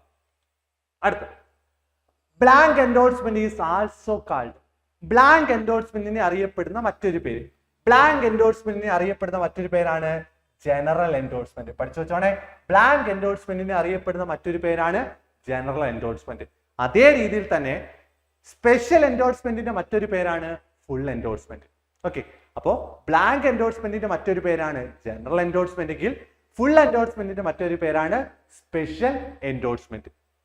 നോക്കാം, എൻഡോഴ്സ്മെന്റ് എന്താണെന്ന് അറിയാം. എൻഡോഴ്സ്മെന്റ് നമ്മുടെ കയ്യിലുള്ള ഒരു നെഗോഷ്യബിൾ ഇൻസ്ട്രുമെന്റ്, അതിന്റെ ടൈറ്റിൽ ഉൾപ്പെടെ നമ്മൾ മറ്റൊരാൾക്ക് അതിന്റെ ബാക്ക് സൈഡിൽ സൈൻ ചെയ്ത് കൊടുത്ത് അതിന്റെ അധികാരം മറ്റൊരാൾക്ക് കൊടുക്കുന്നുണ്ടെങ്കിൽ ആ ഒരു രീതിയെ വിളിക്കുന്ന പേരാണ് ഈ പറയുന്ന എൻഡോഴ്സ്മെന്റ് എന്ന് പറയുന്നത്. Endorsement is the legal process of negotiation bye signing the back of the instrument. അപ്പൊ എൻഡോഴ്സ്മെന്റ് നടത്തുന്നത് എവിടാണെന്ന് വെച്ചാൽ ഇൻസ്ട്രുമെന്റിന്റെ ബാക്ക് സൈഡിലാണ്. An allowance is a sheet of paper that is attached to a negotiable instrument to provide space for additional endorsement. നമുക്ക് ഈ പറയുന്ന ഇൻസ്ട്രുമെന്റിന്റെ back സൈഡിൽ n number of time നമുക്ക് endorsement നടത്താം. എത്ര തവണ വേണമെങ്കിലും നമുക്ക് എൻഡോഴ്സ്മെന്റ് നടത്താം. അങ്ങനെ എൻഡോഴ്സ്മെന്റ് നടത്തി ഒരുപാട് സൈനുകൾ ഇട്ടിട്ട് വന്നു കഴിഞ്ഞാൽ അവിടെ എല്ലാ സ്പേസ് തീർന്നു കഴിഞ്ഞാൽ നമുക്കൊരു അഡീഷണൽ പേപ്പർ വേണമെങ്കിലും വെച്ച് നമുക്ക് എൻഡോഴ്സ്മെന്റ് നടത്താവുന്നതാണ്. അങ്ങനെ ആ ഒരു ഇൻസ്ട്രുമെന്റിൽ ഒരു അഡീഷണൽ പേപ്പർ അറ്റാച്ച് ചെയ്തുകൊണ്ട് എൻഡോഴ്സ്മെന്റ് നടത്തുവാണെങ്കിൽ ആ ഒരു അഡീഷണൽ പേപ്പറിനെ നമ്മൾ വിളിക്കുന്ന പേരാണ് അലോഞ്ച്. പുറത്തു വെച്ചോണം, allonge. The person who endorse the document. ഈ പറയുന്ന ഡോക്യുമെന്റ് ആരാണോ എൻഡോഴ്സ് ചെയ്യുന്നത് ആ വ്യക്തിക്ക് പറയുന്ന പേരാണ് എൻഡോഴ്സർ. എൻഡോഴ്സ്മെന്റ് നടത്തുന്ന വ്യക്തി എൻഡോഴ്സർ. ആർക്ക് വേണ്ടിയാണോ എൻഡോഴ്സ്മെന്റ് നടത്തുന്നത് ആ വ്യക്തിയെ വിളിക്കുന്ന പേരാണ് എൻഡോഴ്സി. പുറത്തു വെച്ചോണേ. അപ്പൊ എൻഡോഴ്സർ ബാക്ക് സൈഡിൽ ഒപ്പിട്ട് കൊടുക്കുന്ന ആള് എൻഡോഴ്സർ. ആർക്കാണോ ഇത് ഒപ്പിട്ട് കൊടുക്കുന്ന ആ വ്യക്തിയെ വിളിക്കുന്ന പേര് എൻഡോഴ്സി. ടൈപ്പ് ഓഫ് എൻഡോഴ്സ്മെന്റ് ഒന്ന് ഓർത്ത് വെച്ചോണം. ടൈപ്പ് ഓഫ് എൻഡോഴ്സ്മെന്റ് ഒന്ന് പറഞ്ഞു പോവാണ്. ജനറൽ എൻഡോഴ്സ്മെന്റ് അഥവാ blank endorsement, special endorsement or full endorsement, restrictive endorsement, conditional endorsement, partial endorsement, sans recours endorsement, sans frais endorsement, facultative endorsement, per pro endorsement. Okay ആണല്ലോ. ഈ type, ഈ തരംതിരിവൊക്കെ ഒന്ന് ഓർത്ത് വെച്ചോണം. എൻഡോഴ്സ്മെന്റിനെ പറ്റി പറയുന്ന സെക്ഷൻ NA ആക്ടിലെ സെക്ഷൻ 15 ആണെന്നൂടെ ഓർത്ത് വെച്ചോണം. സെക്ഷൻ 15 ആണ് എൻഡോഴ്സ്മെന്റിനെ പറ്റി പറയുന്ന സെക്ഷൻ എന്ന് പറയുന്നത്. അതുപോലെ ജനറൽ എൻഡോഴ്സ്മെന്റിന്റെ മറ്റൊരു പേര് ബ്ലാങ്ക് എൻഡോഴ്സ്മെന്റ്, സ്പെഷ്യൽ എൻഡോഴ്സ്മെന്റിന്റെ മറ്റൊരു പേര് ഈ പറയുന്ന ഫുൾ എൻഡോഴ്സ്മെന്റ്. അതുപോലെ ഞാൻ പറഞ്ഞു എൻഡോഴ്സ്മെന്റ് എത്ര തവണ വേണമെങ്കിലും നടത്താം. എന്നാൽ പിന്നീട് ഒരു ഫർദർ എൻഡോഴ്സ്മെന്റിന് സ്റ്റോപ്പ് ചെയ്യുന്ന എൻഡോഴ്സ്മെന്റ് ഏതാണെന്ന് വെച്ചാൽ ഏതാണ്? Restrictive endorsement. റെസ്ട്രിക്റ്റീവ് എൻഡോഴ്സ്മെന്റ് നടത്തി കഴിഞ്ഞാൽ പിന്നീട് ആ ഒരു ഇൻസ്ട്രുമെന്റ് എൻഡോഴ്സ് ചെയ്യാൻ കഴിയില്ല. അതുപോലെ തന്നെ ഏതെങ്കിലും ഒരു ഏജന്റ് മുഖേന ഒരു എൻഡോഴ്സ്മെന്റ് നടത്തുന്നുണ്ടെങ്കിൽ, ഒരാൾക്ക് പകരക്കാരനായി നിന്നുകൊണ്ട് ഒരു ഇൻസ്ട്രുമെന്റ് എൻഡോഴ്സ് ചെയ്ത് കൊടുക്കുന്നുണ്ടെങ്കിൽ അത്തരത്തിലുള്ള എൻഡോഴ്സ്മെന്റിനെ പറയുന്ന പേരാണ് പെർപ്രോ എൻഡോഴ്സ്മെന്റ്. എന്താണ്? പെർപ്രോ എൻഡോഴ്സ്മെന്റ്. ഓക്കെ, അടുത്ത ക്വസ്റ്റ്യൻ ആണ് the chairman of state bank of India. ഇപ്പോഴത്തെ SBIയുടെ ചെയർമാൻ ആരാണെന്ന് വെച്ചാൽ, SBIയുടെ ഇപ്പോഴത്തെ ചെയർമാൻ ആരാണെന്ന് വെച്ചാൽ CS ഷെട്ടിയാണ്. ഓക്കെ ആണല്ലോ. CS ഷെട്ടിയാണ് ഇപ്പോഴത്തെ സ്റ്റേറ്റ് ബാങ്ക് ഓഫ് ഇന്ത്യയുടെ ചെയർമാൻ എന്ന് പറയും. അതുപോലെ RBIയുടെ ഇപ്പോഴത്തെ ഗവർണർ ആരാണ്? RBIയുടെ ഇപ്പോഴത്തെ ഗവർണർ സഞ്ജയ് മൽഹോത്രയാണ്. RBIയുടെ ഇപ്പോഴത്തെ ഗവർണർ സഞ്ജയ് മൽഹോത്ര. SBIയുടെ ഇപ്പോഴത്തെ ചെയർമാൻ CS ഷെട്ടിയാണ്. സ്റ്റേറ്റ് ബാങ്ക് ഓഫ് ഇന്ത്യ നമുക്ക് നോക്കാം. SBI, all India rural credit survey committee, AIRCSC, അതാണ് SBI റെക്കമെൻഡ് ചെയ്ത committee. 1954 state bank of India അല്ലെ, ഇമ്പീരിയൽ ബാങ്കിനെ നാഷണലൈസ് ചെയ്ത് സ്റ്റേറ്റ് ബാങ്ക് ഓഫ് ഇന്ത്യ നിലവിൽ വന്ന ഡേറ്റ് വ്യക്തമായിട്ട് പറഞ്ഞു വേണം. 1955 ജൂലൈ 1. 1955 ജൂലൈ 1 ഈ പറയുന്ന ഇമ്പീരിയൽ ബാങ്കിനെ നാഷണലൈസ് ചെയ്ത് സ്റ്റേറ്റ് ബാങ്ക് ഓഫ് ഇന്ത്യ ആയിട്ട് മാറ്റപ്പെട്ടത്. SBI എന്ന് പറയുന്നത് ഇന്ത്യയിലുള്ള ഏറ്റവും വലിയ പൊതുമേഖലാ ബാങ്ക് ആണെന്നൂടെ ഓർത്തുവെക്കുക. ഏറ്റവും കൂടുതൽ ബ്രാഞ്ചുകളുള്ള കൊമേഴ്ഷ്യൽ ബാങ്ക് ഏതാണെന്ന് ചോദിച്ചാൽ SBI തന്നെയാണ്. The bank having largest number of ATM in India. ഇതിൽ ഏറ്റവും കൂടുതൽ ATM ശൃംഖലകളുള്ള ബാങ്ക് ഏതാണെന്ന് ചോദിച്ചാൽ SBI ആണ്. First Indian bank which started branch in ഇസ്രയേലും അതുപോലെ തന്നെ ചൈനയിലും ഒക്കെ ബ്രാഞ്ച് ഓപ്പൺ ചെയ്ത ബാങ്ക് ഏതാണെന്ന് ചോദിച്ചാലും ഈ പറയുന്ന SBI തന്നെയാണ്. അതുപോലെ തന്നെ SBIയുടെ ഇനിഷ്യൽ ഓതറൈസ്ഡ് ക്യാപിറ്റൽ 20 കോടിയാണ്. SBIയുടെ ആദ്യത്തെ ചെയർമാൻ എന്ന് ഓർത്തു വെച്ചോണം. SBIയുടെ ഫസ്റ്റ് ചെയർമാൻ ജോൺ മത്തായി ആണ്. SBIയുടെ ആദ്യത്തെ വുമൺ ചെയർപേഴ്സൺ ആരാണെന്ന് ചോദിച്ചാൽ അരുന്ധതി ഭട്ടാചാര്യയാണ്. അതുപോലെ SBIയുടെ ഇപ്പോഴത്തെ ചെയർമാൻ CS ഷെട്ടി. അതുപോലെ തന്നെ SBIയുടെ ആദ്യത്തെ ചെയർമാൻ ജോൺ മത്തായി ആണ്.